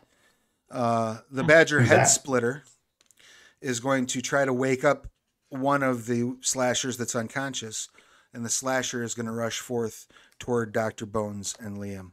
Sound fair to everybody? So that slasher that's running towards Dr. Bones and Liam is going to encounter Dr. Bones first, so they're going to attack Dr. Bones first. I'd prefer not.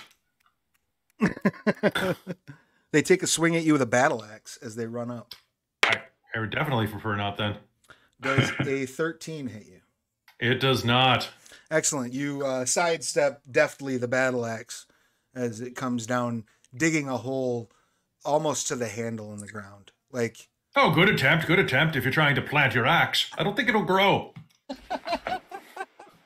Wonderful. Another point of fortune in the fortune bowl. Now we have 5. The Badger Head Splitter is busy. The Badger Chieftain is going to take a bonus action to move their speed toward you. And then they're going to enter into a battle frenzy, as giving them 2 great axe attacks as they swing twice at you.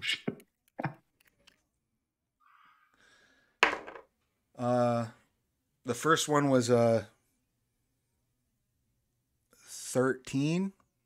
I got a 14. Excellent. The second was an 18. So I assume that I got a 14. So we got a D12 plus 4 slashing damage. That would be 8, 9, 10, 11, 12 slashing as this great axe comes down to your shoulder and he shouts, "How do you like it?" And that they will then give the initiative, let's say, to Dr. Bones. All right. So the one that just took a swing at Brisby and hit him, is that the leader or is that the lieutenant appears to guy? be the chieftain. The lieutenant seems to be trying to wake up the two that have been knocked unconscious. Pick on someone your own size. Wait, how big is he? I'm much smaller than him, I imagine. Massive. Yeah, he's probably the biggest person on this battlefield right now. All right. And I'm going to stab him. I'm going to draw my rapier and charge. Excellent. I'm going to assume that because we had time to prepare that I do have my shield out as well. Sure. Because otherwise life gets complicated. All right. I'm going to rush up and try to stab him in the butt. And do I have anything else that helps? Do I have inspiring word? Nice. All right, here we go. That's a 4. Excellent. You run up. Or no, a 6. The 6. I'm proficient. Nice. Proficient in butt stabbing. You run up and you go to stab him in the butt, and like it's like a cartoony. The rapier sort of bends almost like a fencing foil against the scale mail of the armor. The good news is Brisby is no longer the center of this person's attention. That depends on perspective, I think.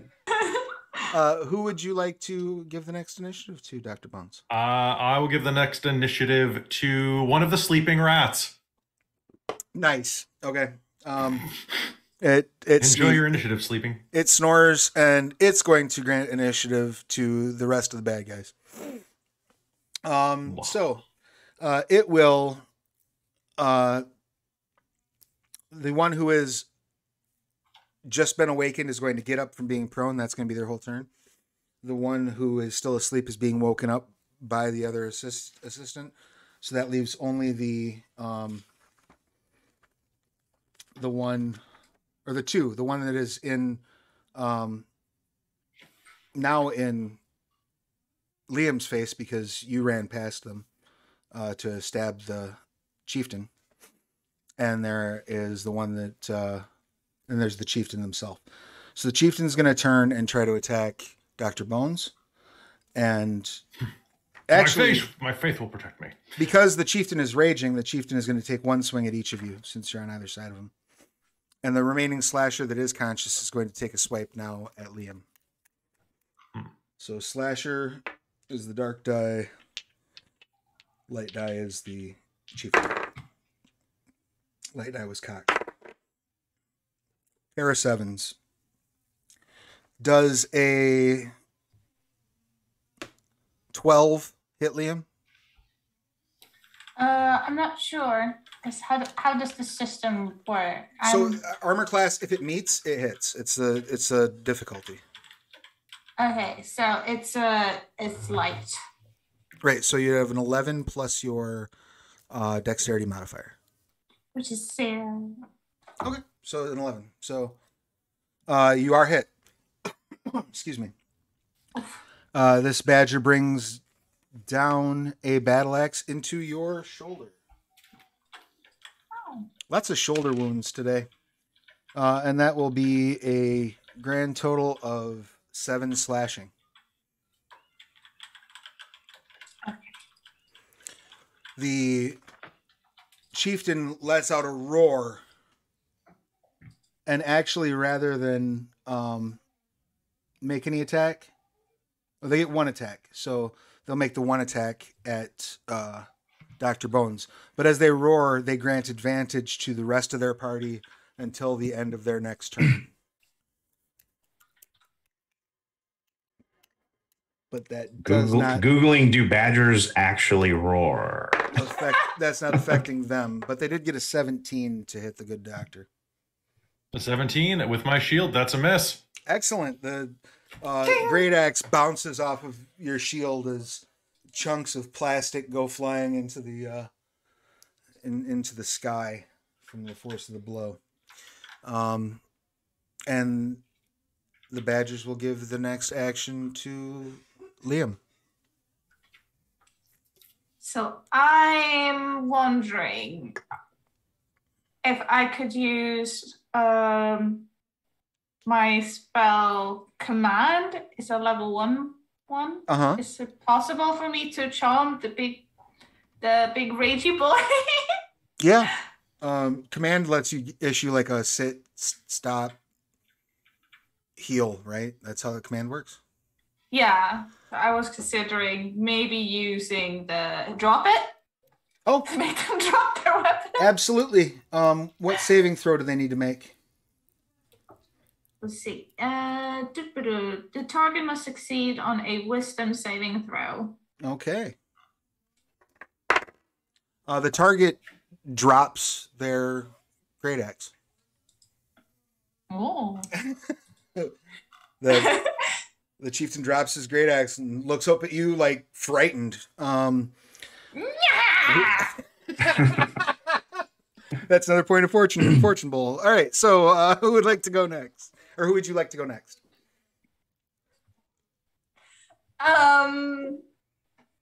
Wait, Brisby, did you go yet? No. Yeah, okay, then it's your turn. Thank you, Liam. Yeah, so I'm assuming I don't have my axe since he sort of does, unless he dropped that too. But I do have a short bow as well. You do have a short bow. The axe is still in his shoulder. I will allow you to use a bonus action to remove it and then use it again. If he's far enough away for the bow, I'm asking, I guess. Did I retreat far enough that a bow will work? The way I assumed it happened is he rushed you, Dr. Bones rushed up to him, so you're like flanking him right now. So you'll be able to step back and fire the bow if you want to, or you can grab that axe and hit him again with that. Like he's carrying the axe still; it's in him. Yeah. Okay, you know what? Let's as long as I don't get any crazy disadvantages, let's bonus action. I want my axe, man. That's fine. You pull your hand axe out; it goes, and blood sprays about 10 feet up in the air. Cool. I also forgot, Bianca, that you're dead. You gained a point of fortune. Is that going in the fortune bowl or is that going in your personal fortune pile?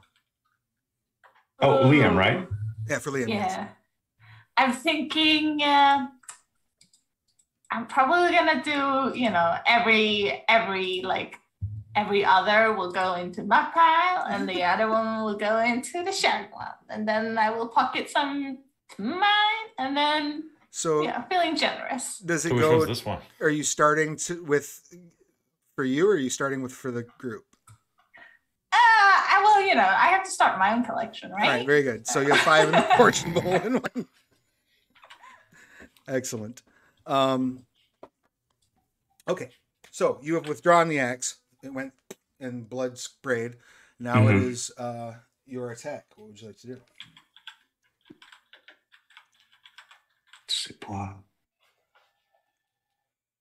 13. Awesome. You bring it down and it just glances off the edge of their scale mail. You knock a couple of plastic scales off, but not enough to deal any actual stamina points damage. Who would you like to go next? Oh. Hey, buddy, you can't walk on the keyboard. How about the doc? Let's have the doc go next. Sorry, my apologies to the sound department. My cat just walked across the keyboard. You can see we expected it this game. Absolutely. I'm sorry, you said Dr. Bones? Yeah. All right, Dr. Bones. How about you? I'm going to poke him again. Excellent. Oh, you got to be... It was a 17, and then it rolled back to another 6. Excellent. Boing! Boing. You're like, there must be something faulty. I swear this doesn't happen often. He nods. I've heard that before. Who would you like to go next? It's not you. It's not you. You're a very imposing foe. I'll let him go next out of politeness. Says, I feel like we had a moment. That makes me feel good. I'm gonna kill your friend first, if you don't mind. And he turns around and takes a swing at it. Oh wait, he doesn't have it. He doesn't have his weapon. Oh, he doesn't have a weapon. That's right. He takes this turn to pick up a weapon. Now, though, all of the other badgers are awake, but prone. So they will be able to act normally next turn. But the chieftain, or the chieftain's picking up the weapon, the head splitter now acts freely. So the head splitter is going to run up and try to attack both of you because it does have the battle frenzy. So it's going to run up and swing first on Brisby, and then as it's moving through, it's going to try to swing at Dr. Bones as well. It is willing to take the attack of opportunity from Brisby as it passes. Oh, so I get to attack. You will get a free shot on it. Okay. If I'm alive. Well, it got a 7. Let's see. 7 on the die, so 13 to hit you. I assume that doesn't hit. No, barely misses. Let's see if you drop it with your attack. Otherwise, the good doctor's in for some bad news. Okay. Let's see. Bad news. It's my least favorite kind of news. That'll be a grand total of 14. 14 does hit. That's exactly what you need. Go ahead and roll that damage and hope for the best. Ooh, a 6 plus 3. Yep, and then double the dice because I'm going to give you the sneak attack because you're engaged in melee. Okay. Effectively flanking. Because I'm nice. Okay, do I get to add a plus 3 to it? Probably not, right? Nope. No, it's just double the dice result. So it's 13 total damage. So close. Oh, you son of a bitch. So close. Sorry, I don't know how blue we can get on this particular podcast. Oh, you're fine. Okay. Despite the fact that we're playing, Realms of Pugmire on a Sunday morning, we do still have the adult filter up. So they are cute effing dogs. Yeah. Well, the good news is you plant an arrow like into the gut of the head splitter. They are not in good shape. The arrow is protruding through them like a Steve Martin bit. However, the bad news is that they got a natural 20. They scored a triumph on their roll against the good doctor. No, I'm so sorry. I'm so sorry, Doc. I feel like I failed you. So this battle axe is going to deal 20 points of damage to you, 20 points of slashing. Wolf. As they come down on your snout and shave half of your mustache off. As well as give you like a cleft lip when they hit you. So 20 points? Yeah. I mean, that's pretty almost no half more. your hit points, right? That is almost half my hit points. Yeah. So you are bleeding profusely and in a whole lot of pain. But on the bright side, it's now your turn because they're going to give you back the initiative. My mustache. I mustache you to die. And I'm switching dice, and I'm going to just stab at thee. And a reminder at this point, you now have 6 points in the fortune pot. I would like to use one of those if people are okay with it. Oh, yeah, absolutely. Yeah, Yep. Please do. Okay, so advantage. Yep. That's going to be a 14. A 14 is exactly what you need to hit him. Okay. And let's look at damage. Try not to roll a 1. Okay, 1d8. So that's going to be 3 points of damage to him. All right. So I'm a thinker, not a fighter. you said 3 total? 3 total, yeah. All right. He is still up, but he's like swaying. He's got like that finish him vibe. Who would you like to hand the action to? I'm going to hand it over to Liam. All right. I think. Liam, for what the you got? magics. I think everyone has gotten hit at this point, right? Yeah. Yes. That's an affirmative. I'm wondering. I don't know how. It's like mass healing word. Yeah. Might be good at this point, but what is my spell casting ability modifier? What's your what do you cast off of as a minister? It's off of charisma, isn't it? I think it's off charisma. Yeah. Okay, so then it should be +2. Okay. So I'm gonna try. I'm learning. No, it's good. And so, what does the So mass? many spells. What does the mass healing word heal people? How much does it heal?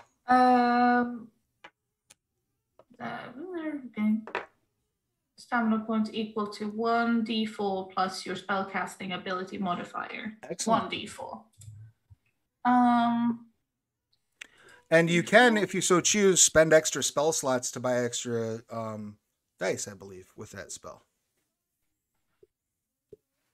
I think so. Yes. I think that would probably be for the best as well. Excellent. So just track your spent slots and go ahead and roll. Mm-hmm.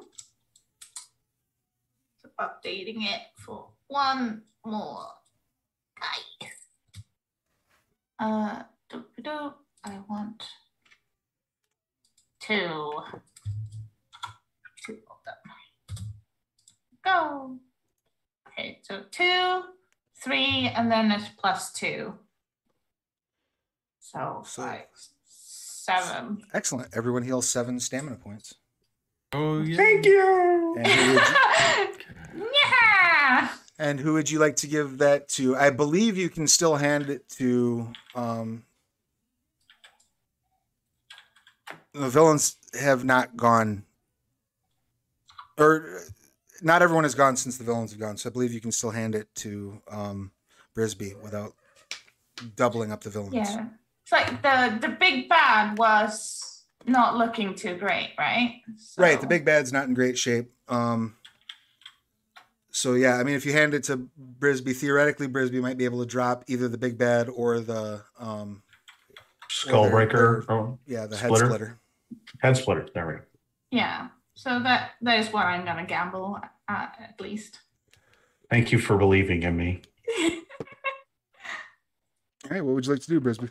No, you still have 5 fortune in the pool. So if you want to dive in to get that advantage, you can. Does anybody mind if I do that? I grab that extra fortune, or grab a fortune point. Do it. Okay. All right. Cool. I would like to do that very thing.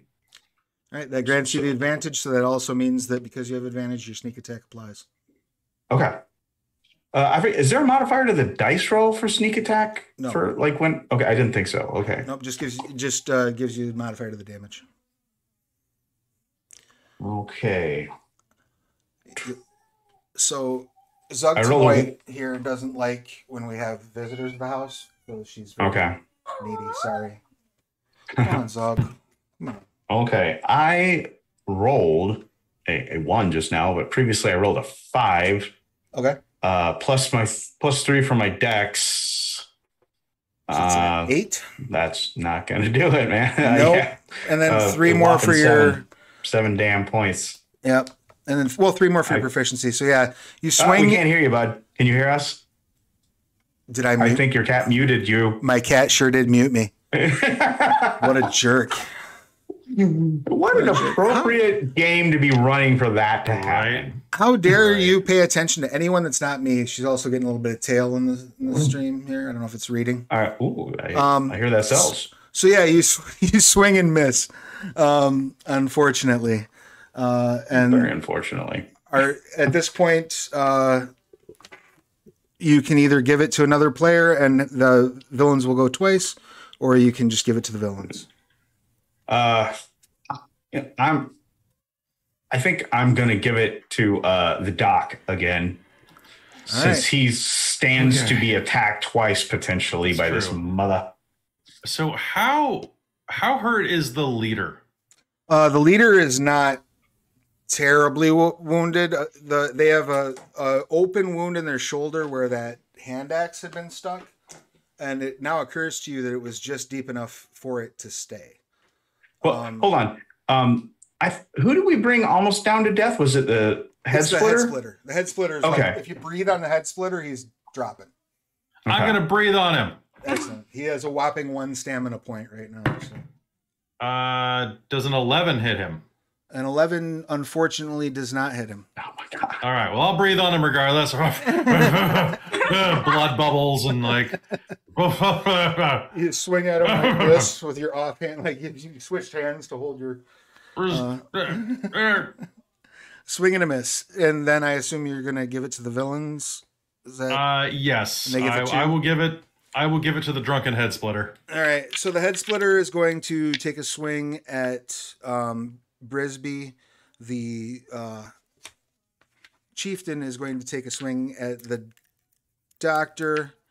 And the 3 slashers are going to get up and use their bonus action to run up on Liam. And then use their actual action to each swing. So, first attack is against Brisby. That's a 21 to hit. Sorry? Nope. My bad. I just, if you'll allow me to do a little rules luring, the actual defense was on page number 42, and I think that's what my defense should be. Yeah, I'm hit real good. I'm hit real good. It's a glancing blow. You only take you say some astronomical 6 points of damage. Okay. That's a glancing blow from this fella. The chief is swinging at the dock. Consider me blown. And that is a 22. Sorry. Yeah, that'll hit. Bring on the pain. My next character will be slightly more versatile. It's 14 slashing as the Badger Chieftain brings it down on the other side of your face. I'm still standing. Anyway. All right. That brings us to the 3 that are running up on Liam. Okay, so does a 14 hit Liam? It should. Yes, since I don't have any modifiers. All right, all 3 got you with their battle axes. Jesus Christ! It could be worse. Did you say that? It's pretty bad, kid. Pretty bad. You take 20 points of damage as the slashers fall upon you. Oh my goodness. Come on, baby girl. All right, and they will give their action over to the doctor. Probably a smart idea. Okay. I'm going to breathe on him again. Excellent.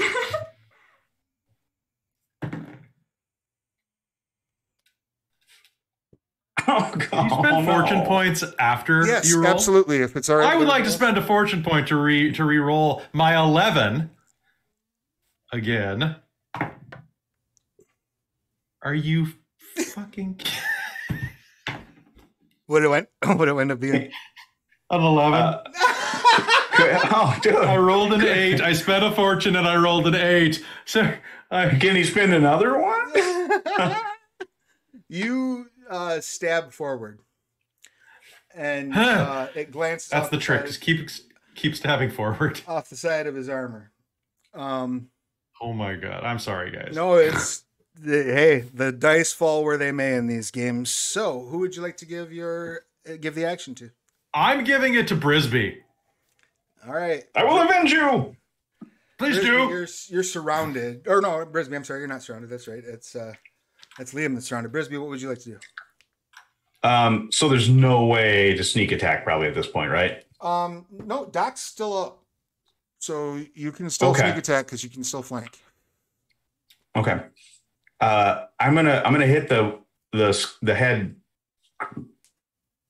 screwer up or the head splitter, the one that's barely up. Yeah. Go for it. Any one we can take out. You want to spend another point of this fortune that you got you got 3 fortune left. Can fortune be used to help people with death saves? Yes. Just type of that, asking for a friend? Yes, it can. Maybe we're gonna keep them. We're gonna let them marinate. Excellent. And I didn't need that anyway, because I got a 19. A 19 will hit. Perfect. So please describe to me how this badger head splitter hits the ground.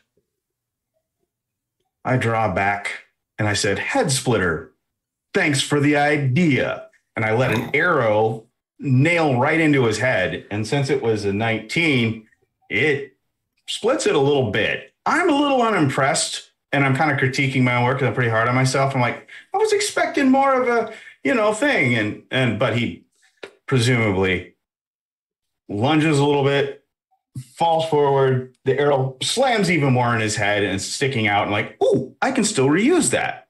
Excellent. You grab your expended arrow from the back of his head, and who would you like to give the action to? Let's see. Is the doc available for that again? I can't. Have not gone yet since the doc went. So I think Liam should go. Yeah, well, yeah, for sure. If Liam is still available, in the mix. Let him get himself out of a jam. Help us. Anything at this point. Yes, Liam. They have these these badger slashers have surrounded you, and they've all run right up on the minister. So is there anything you'd like to do while you're surrounded by badgers? Yes, will the sleep work again? Absolutely. And I will try to put them to sleep. Excellent. So you clear your throat, take a step back, and read another sleep scroll. We're going to go back to Morty and be like, you got any more of them?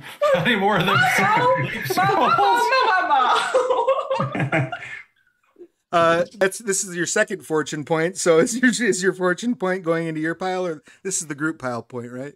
Yes, this is the group. Excellent. I love it. Now you're back up to 5 fortune. So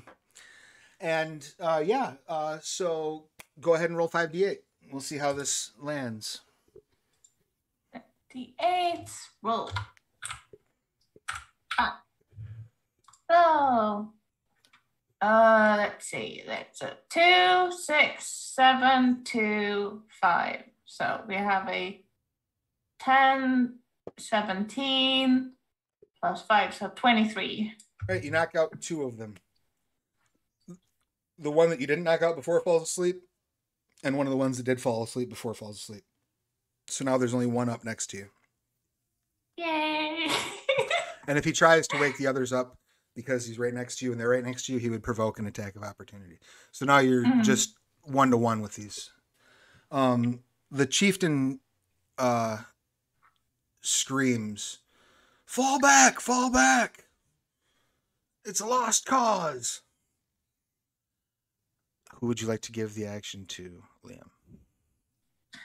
Ooh, I think Harry, maybe? Do you want to try another butt poke? Yes. I mean, stop. Yes, I would. Yes, I would. Trav, if I may, because they're retreating, are they actually retreating, and does that provoke any kind of bonus action? Once they move, yeah, if they don't take the withdraw action. But right now they haven't started moving yet. Okay, gotcha. I'm going to trust you. Don't fuck me. Stabby. All right, 22. 22 will absolutely hit. Go ahead and roll your damage. And that's 8. Excellent. So with your modifier as well, it comes to 8. He did the math for you. I did the math for you. Don't worry. If my character was good at anything physical, I'd let you know. I appreciate it. He lets out a yelp and jumps about 5 feet in the air as he grabs his butt with both hands. And abandoning their fallen and abandoning their dropped weapons, the badgers grab... Oh, the badgers just take off. The 2 that are left take off. So there's 2 unconscious and 1 dead there, which you may do with as you please as the combat ends. Unless you want to chase them into the fearful forest. Look at that guy grabbing his assholes. That's 6 fortune now? All right, so... I think definitely chasing for just like a few feet. Yeah, he might be a mailman. Yeah, you're hurt pretty bad there, Doc. How many stamina points do you have left? 21. 21, thanks to the healing from earlier. All right, so it's starting to grow back. Like you're getting like itch. You all right? You're acting. I'm acting. Oh, acting. Sorry, veil of acting. Yeah, you're getting like itchy where that wound was because the skin has grown closed, and now it's all the fur's growing back. I try to lick it and fail because it's my own nose. So, are you going to do anything with the badgers who are now laying on the ground and with their fallen equipment? I think tying them up at least, and then browsing their equipment, seeing if there's anything there of value. Excellent. Go ahead and make a wisdom save for me, Liam. Travis, save. Liam brought up what I was thinking too, because is there anything like alignment here? Because like I don't feel great about just going up and slitting their throats, but if my character does, I mean, there's the code of man, that dogs adhere to. There are the precepts that cats adhere to, and for rodents, I believe they have a code of behavior as well. But what we'll actually be doing next session, once there's once the boat is here, a little bit of peeling back the veil of the system. Part of Pirates of Pugmire is the group gets to set their articles. And so you kind of choose the morality of your campaign when you set your ship's articles. Are you going to be a rat or a rat bastard? Right. I'm going to assume that just outright murdering people for no good reason is probably not on y'all's agenda, but also, I mean, when we had our safety meeting, it wasn't a no-go, so it's up to y'all how you want to tackle that. And we will, like I said, we'll ultimately determine the group's morality when we make the ship's articles. Make sense? Mm-hmm. All right. But yeah, having said that, what'd you get on your wisdom save, Liam? How do you do a wisdom save? Oh, just roll a d20, and then you add your wisdom modifier. If it's marked as one of your good saves, then you add your proficiency bonus as well. Oh wait. Okay, so it's not marked as one of my good saves. Okay, so then you just and charisma. Yeah. So then you just use your straight wisdom modifier on a d20. Wisdom +1, so 14. Okay. Yeah, you have some rope with you. You thought to bring some rope, so you are able to tie them up, no problem. Is there any objections from the team to tying them up? No. In fact, I will help if that actually does help. Sure. They will have disadvantage on any attempt to break free since you've helped when they wake. Did you want to rob them? Yes. Most def. Yeah. A little bit of like a window shopping moment, just kind of go like, how does this weapon look? Sure. So they are each carrying a battle axe, which does D8 damage if you're proficient with it. You can use it. So that's 3 battle axes. There is also the head splitter is carrying a chime of opening. This short hollow metal tube looks like it's made of bone-colored metal and covered in strange inscriptions. The user can strike it as an action, pointing it at any locked object within 120 feet. The chime issues a clear tone, and the next check to unlock that object is now at advantage. If the chime is used more than once a day, the tone sounds flat and ugly and nothing else happens. So who would sounds interesting. Who would like the chime of opening? So you're yoinking that? I will take it unless someone steps in and says like, hey, or maybe we should, or I want that. This is also, I would like to point out to you, this is a masterwork. So you can crack it with it if you want to. I am going to specifically not be looking, I think. I think that if that happens, it happens. So this is a masterwork we can return to Morty, though? This is not one of the ones that's in the group. No, this one you can keep. Okay. Oh, that's right. Okay. Well, I think I'm already pretty good at picking locks, so it does make sense for that to go to somebody who isn't necessarily. Well, and I think if you, if you absorb the secret. How does that work? So any cat who has studied a masterwork will know how to break it. It takes an hour of study. Okay. Actually, breaking the item with the intent to absorb its secret, however, requires making an intelligence or strength roll against difficulty 12. When the ability check is rolled, depending on the method needed to destroy the masterwork, which the guide determines.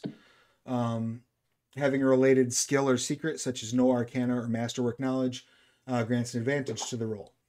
Once the masterwork is absorbed, its original abilities are lost. Generally, some lesser version of those abilities will be absorbed, with the opportunity to obtain refinements that will allow the cat to regain the full potential of the original abilities. So what that means effectively is if you wanted to spend an hour once you get into the city, like playing with this thing, if you make that check and succeed on it, you would be able to use, you would be able to use the Chime of Opening ability once a day without needing the thing. So that's something you can consider. It's up to you. You don't have to do it.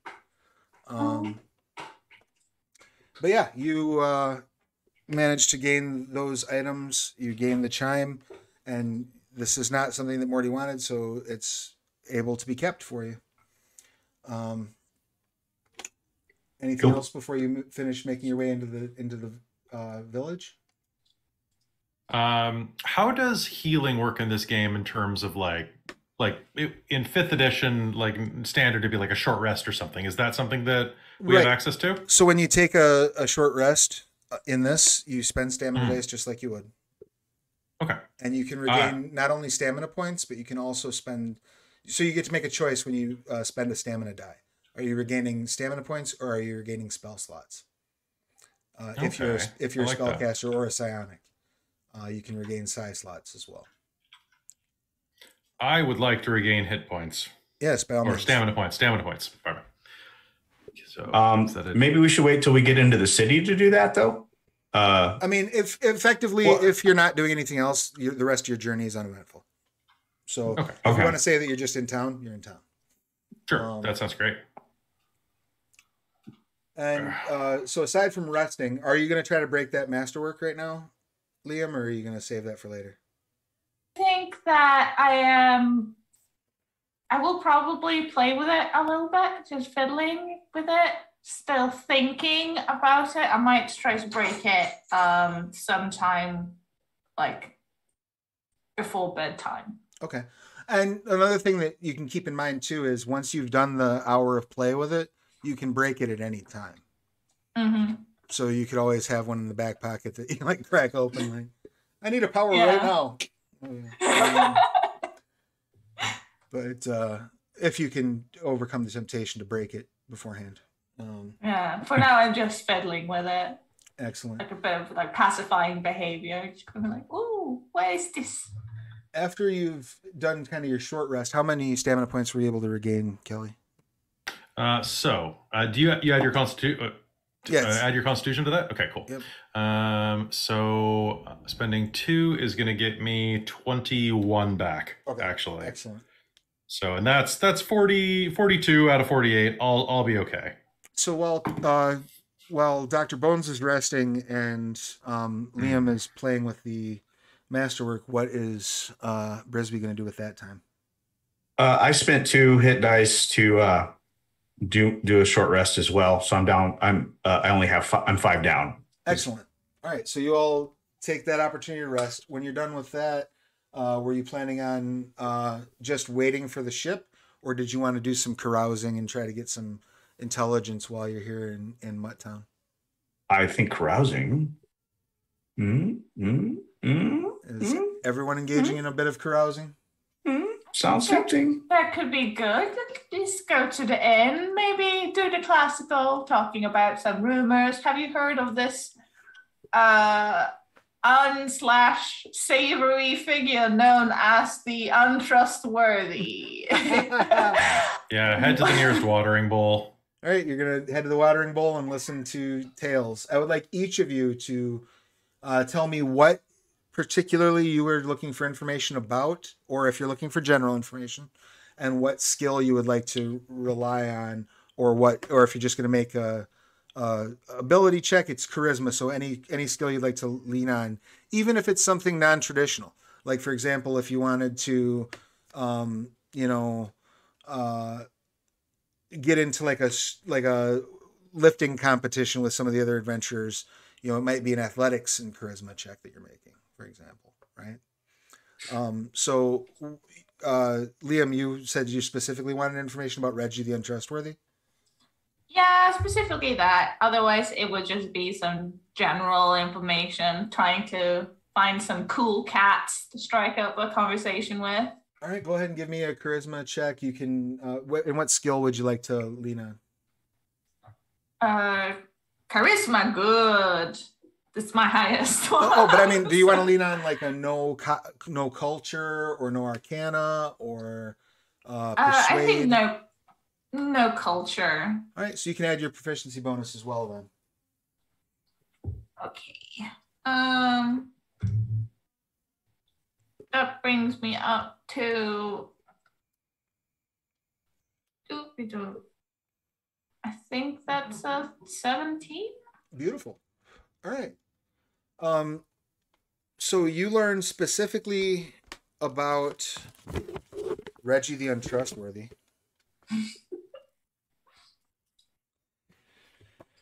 The rumor has it that he started out as a scholar negotiator in the employ of House Rex. When he was old enough, he traveled the length and breadth of the monarchies, learning magical secrets, uncovering ancient relics, and settling minor disputes. During his pursuit of the rumored Circle of Infinite Song, Reggie first met Morty Corgi. The Relic of Man had long eluded Reggie, and none other than Morty had shown up to his home to offer aid. The two mages worked side by side, tracking down rumors, poring over arcane volumes, until they finally uncovered the circle. They had several adventures together, and eventually formed a group known as the Hexagon, a loose affiliation of powerful magicians who came together to share information and plan ways that different breeds and species could cooperate. However, Reggie has become something of a outcast in the Hexagon because he feels or claims that too many of the efforts that it's being made are benefiting dogs, and has started to become unfair to the cats. And so as a result, he has started acting unilaterally, which has caused a lot of stress in this Hexagon, and causes a lot of stress about people who are aware that like this band of super powerful wizards is suddenly mad at one another. Like that could go real south if somebody doesn't do something about it quickly. Huh. I think Liam is actually finding the untrustworthy a bit sympathetic now.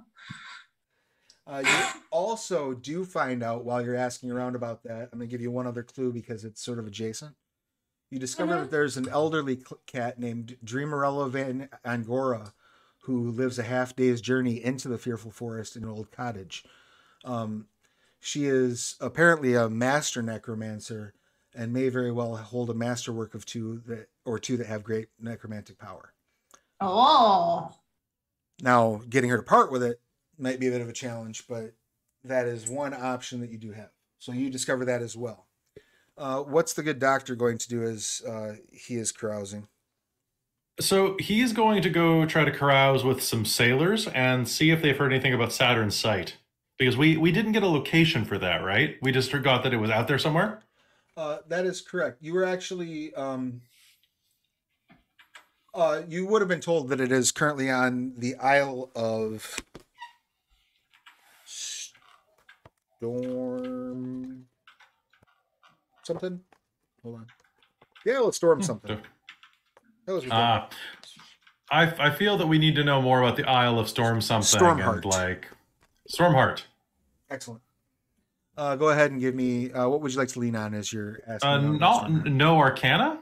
Okay, excellent. Go ahead and make a roll with proficiency. Okay, then that is going to be a 22. All right, you find out a couple things about Stoneheart. Specifically, Stormheart is a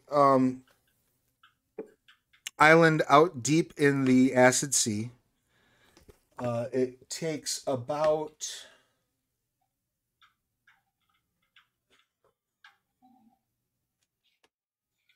7 days sailing by Mutt Town to get there. Mm-hmm. And apparently you discover that Saturn's site is currently being held in a building there known as the Lonely Tower, under guard by creatures, possibly unseen creatures. And the unseen are like devils, demons, things like that, ghosts. Okay. That's not good. You That's also not good at all. discover in your carousing that, according to these pirates, Hountain absolutely totally has vampires. Really? Vampires? Riddled with places. Do not go to Castle Transylvania, Hound. It's a very, very, very dangerous place. Fair. There's an elderly vampiric dog there by the name of Strahd von Transylvania Hound that you do not want to cross. Not Dogula. Not Dogula. Dogula is his cousin. Dogula actually quit the business and moved to the monarchies of Mao to start a Starbucks. Oh, well, that happened. That does happen. I do love a pop cup now and then. At least we're not dealing with Black Labula, which was kind of an exploitation. A very exploitative character there. Now 7 in the Fortune Bowl. Continue. It was era appropriate, but didn't age well. Right. Yes, that's true. It's true. So those are the pieces of intel that you discover as you're digging around. Any questions about either of those? There are vampires. Also, Castlevania is that in the book or is that just you? Because that was good. No, it's Transylvania Hound. What? Castlevania was way better. Well, maybe I need to write up a Castlevania for the Canis Minor. I think you absolutely should. Like, tap me for that. I could write a chapter. Let's of that. do it. You heard it here, folks. And then in the carousing, what would Brisby like to do? Anything particular? I'm having my AirPods are getting low. I might have to get my other headphones, but so I think I'm gonna find out about Port Matthew and Crowley. Okay. And I can't hear. Okay. Do you need a minute? I think I can hear now. Maybe. Do you need a minute? I don't know. Yeah, handle your headphones and we'll come back. Yeah. Hold on. In the interim, I think once we wrap this scene up, we'll probably be wrapping up for this session, as the next thing that we're going to be doing after this will involve a character we're waiting for. So once I get out these last bit of rumors, we'll wrap a little early today. Not a big deal. I think it'll be all right. Did any of you have any questions, comments, complaints, or concerns at this point, by the by, while we have a minute? No, I think this covers most of what I'm looking for. Yeah. Sweet. Once Tim's back with us, we'll do that last bit.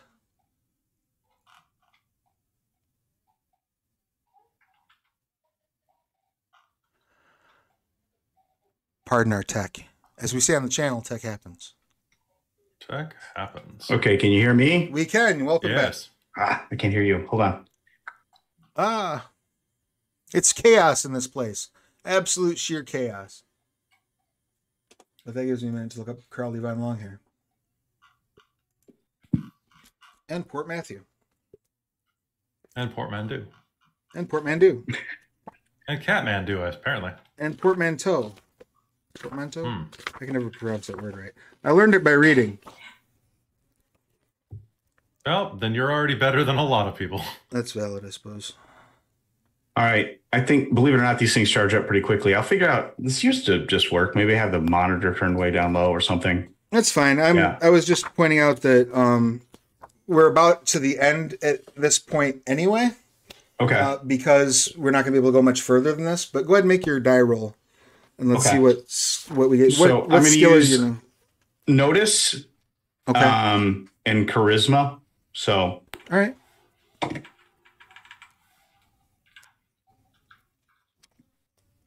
$20, but not natural. Beautiful. So you notice, well, you sort of are using that to sort of spy, like, who can you listen in on and get some details about. So you realize that the details as far as Port Matthew goes, Port Matthew is the shipping capital for the monarchies of Mao. It's the only city that challenges Waterdog Port for mastery of the Acid Sea. And while they've ceased being enemies after the War of Cats and Dogs ended, they are still rivals. Okay. The town is currently ruled by House Rex and is highly cat predominant in terms of population, but all peoples can be found there. And there's the political power is held entirely by a mayor. It is said, though, that the black market in Port Matthew, just about anything there can be found. Okay. And then you were going to ask about Crowley specifically, Von Longhair? Or at least gather intel, whether that means I, again, spy or ask directly. You know, all you really learn about Crowley Von Longhair is that Crowley Von Longhair is one of the, I guess, members of the black market that seeks to challenge the supremacy of House Rex. Okay. There's a lot of people in the shadow block in Port Matthew that feel that House Rex has an unfair advantage over the shipping there, and they want to challenge them. So you learn a lot of political maneuvering. Apparently, this Crowley fella is a political type. Shadowy politics. You also discover a couple the game things of bones as you're listening in. You pick up that Morty is always hiring adventurers to take on quests for him, but has been doing so with much greater frequency the past few months. Must be planning something big, is kind of the rumor. Like they think that, like to the point where it's like maybe we should get some supplies in case something bad happens to Mutttown. It's kind of the rumor that's going around. And then you also discover that there is an entrance to the underneath in Waterdog Port that is relatively close to the lair of the dragon. The rumor has it that there are rodents down there who even know the way. My peeps. So you may be able to find access to the dragon's lair through Waterdog Port. Okay. Excellent. Well, having said that, does anyone have any last orders of business before we wrap things up for this week? Because it's going to be difficult to go any further without the arrival of your ship, which we will start with the top of next session. Does that sound okay to everybody? That sounds awesome. Yeah. Excellent. Yeah. I would like to let you all know that since you have now made your way into the city, done your carousing, you can complete a long rest. When you complete that long rest, you may all advance one level. What? All right. Yeah. We are going to be doing campsite advancement for the duration of this this chronicle. So effectively, anytime you rest, you're going to get an advancement. Okay. Anytime you long rest. Like if you go to a camp, that's not going to help. Like if you're on a boat, you're not going to level every night. Oh, kind of like video game saves and stuff like that. Yeah, like when you go when you're down for the night. Usually it'll be an episode break, but I might give you one in the middle. Sure. What were you going to say, Kelly? I was just gonna look up what you get for advancements again because it's been a week. Yeah. That's true. Yeah, and those are covered depending on what book you're in. In Pugmire, Monarchies of Mao, and It looks like Squeaks, around page 99 or something like that. somewhere in that neighborhood. Perfect. But yeah, that's where we'll wrap things up for tonight. Any questions, comments, complaints, concerns? No, this is good. No. Awesome. I need better stats. Well, now is an opportunity to get some. What's it? I have a question for Yes. like what do you recover during a long rest? Everything goes back up to normal. Oh, okay. Nice. All right. I think I need cool. some magic. Magic is nice. It's good to have. Comes in handy. And you're a crusader, so you can take shepherd spells, I believe. Yeah, I think I'm gonna do that with my advancement. Do you get? I'll look it up. Yeah. So when you take a spell casting trick, you get a certain number of spells and spell slots, but you also get spells Cool. and spell slots based on your level. You'll have to look and see how that works with picking it up later on. I don't know if it's retroactive or not. I'll have to check. I don't believe But so. awesome. All right, cool. Well, on that note, let's go ahead and say our goodbyes to everybody. Let's start this off this time around with Kelly. Please tell us who you are, what you do, who you've been playing, pronouns, and anything you would care to promote.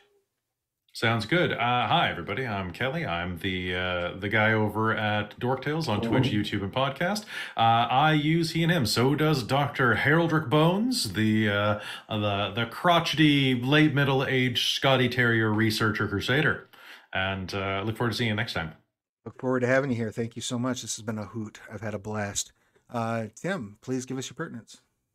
My name is Tim Stotts, he, him. So is my character Brisby, who's a little mousy. Again, just look up my company, ACS Plus Hemp, on Instagram or wherever you want. If you're in the Rockford area, stop on in. And just looking forward to getting on with the show with these fine folks who I'm adventuring with. Sweet. And last but most certainly not least, Liam, please, your pertinence. Yes. So hi. I'm playing as Liam. Pronouns for the character is he, him. My pronouns and my name, Bianca, she, her. I have written for Onyx Path, and I guess that is what I'd like to promote today. To Drive Through RPG, you can type in my name to see what I've written for, but also this is the month of Pugmire, so you could also look things up there. Go buy a bunch of Pugmire stuff for an absolutely unreasonably inexpensive price. And while you're at it, pick up some of the other fine games from Onyx Path. Every once in a while, I write them as well. My name is Travis. My pronouns are he, they. And when I'm not here, I'm writing games. I will be back here on Tuesday with Kelly and a few other friends for Trinity Continuum, the Phoebe Trust, which is a sort of splinter in the Trinity Continuum. It's fun. It's modern day Scions with a kind of Mutant X vibe to it. For those of you who are into obscure TV show references. I would like to remind everyone to please be sure to take care of yourselves and each other. If you've not yet subbed yet, subs are like 25% off in September. Grab yourself a sub, grab a sub for a friend, and go get yourself some Realms of Pugmire books. Ask for them at your friendly local game store. Get your shots, wear a mask. We'll see you again real soon. Bye. Bye. Get out of here.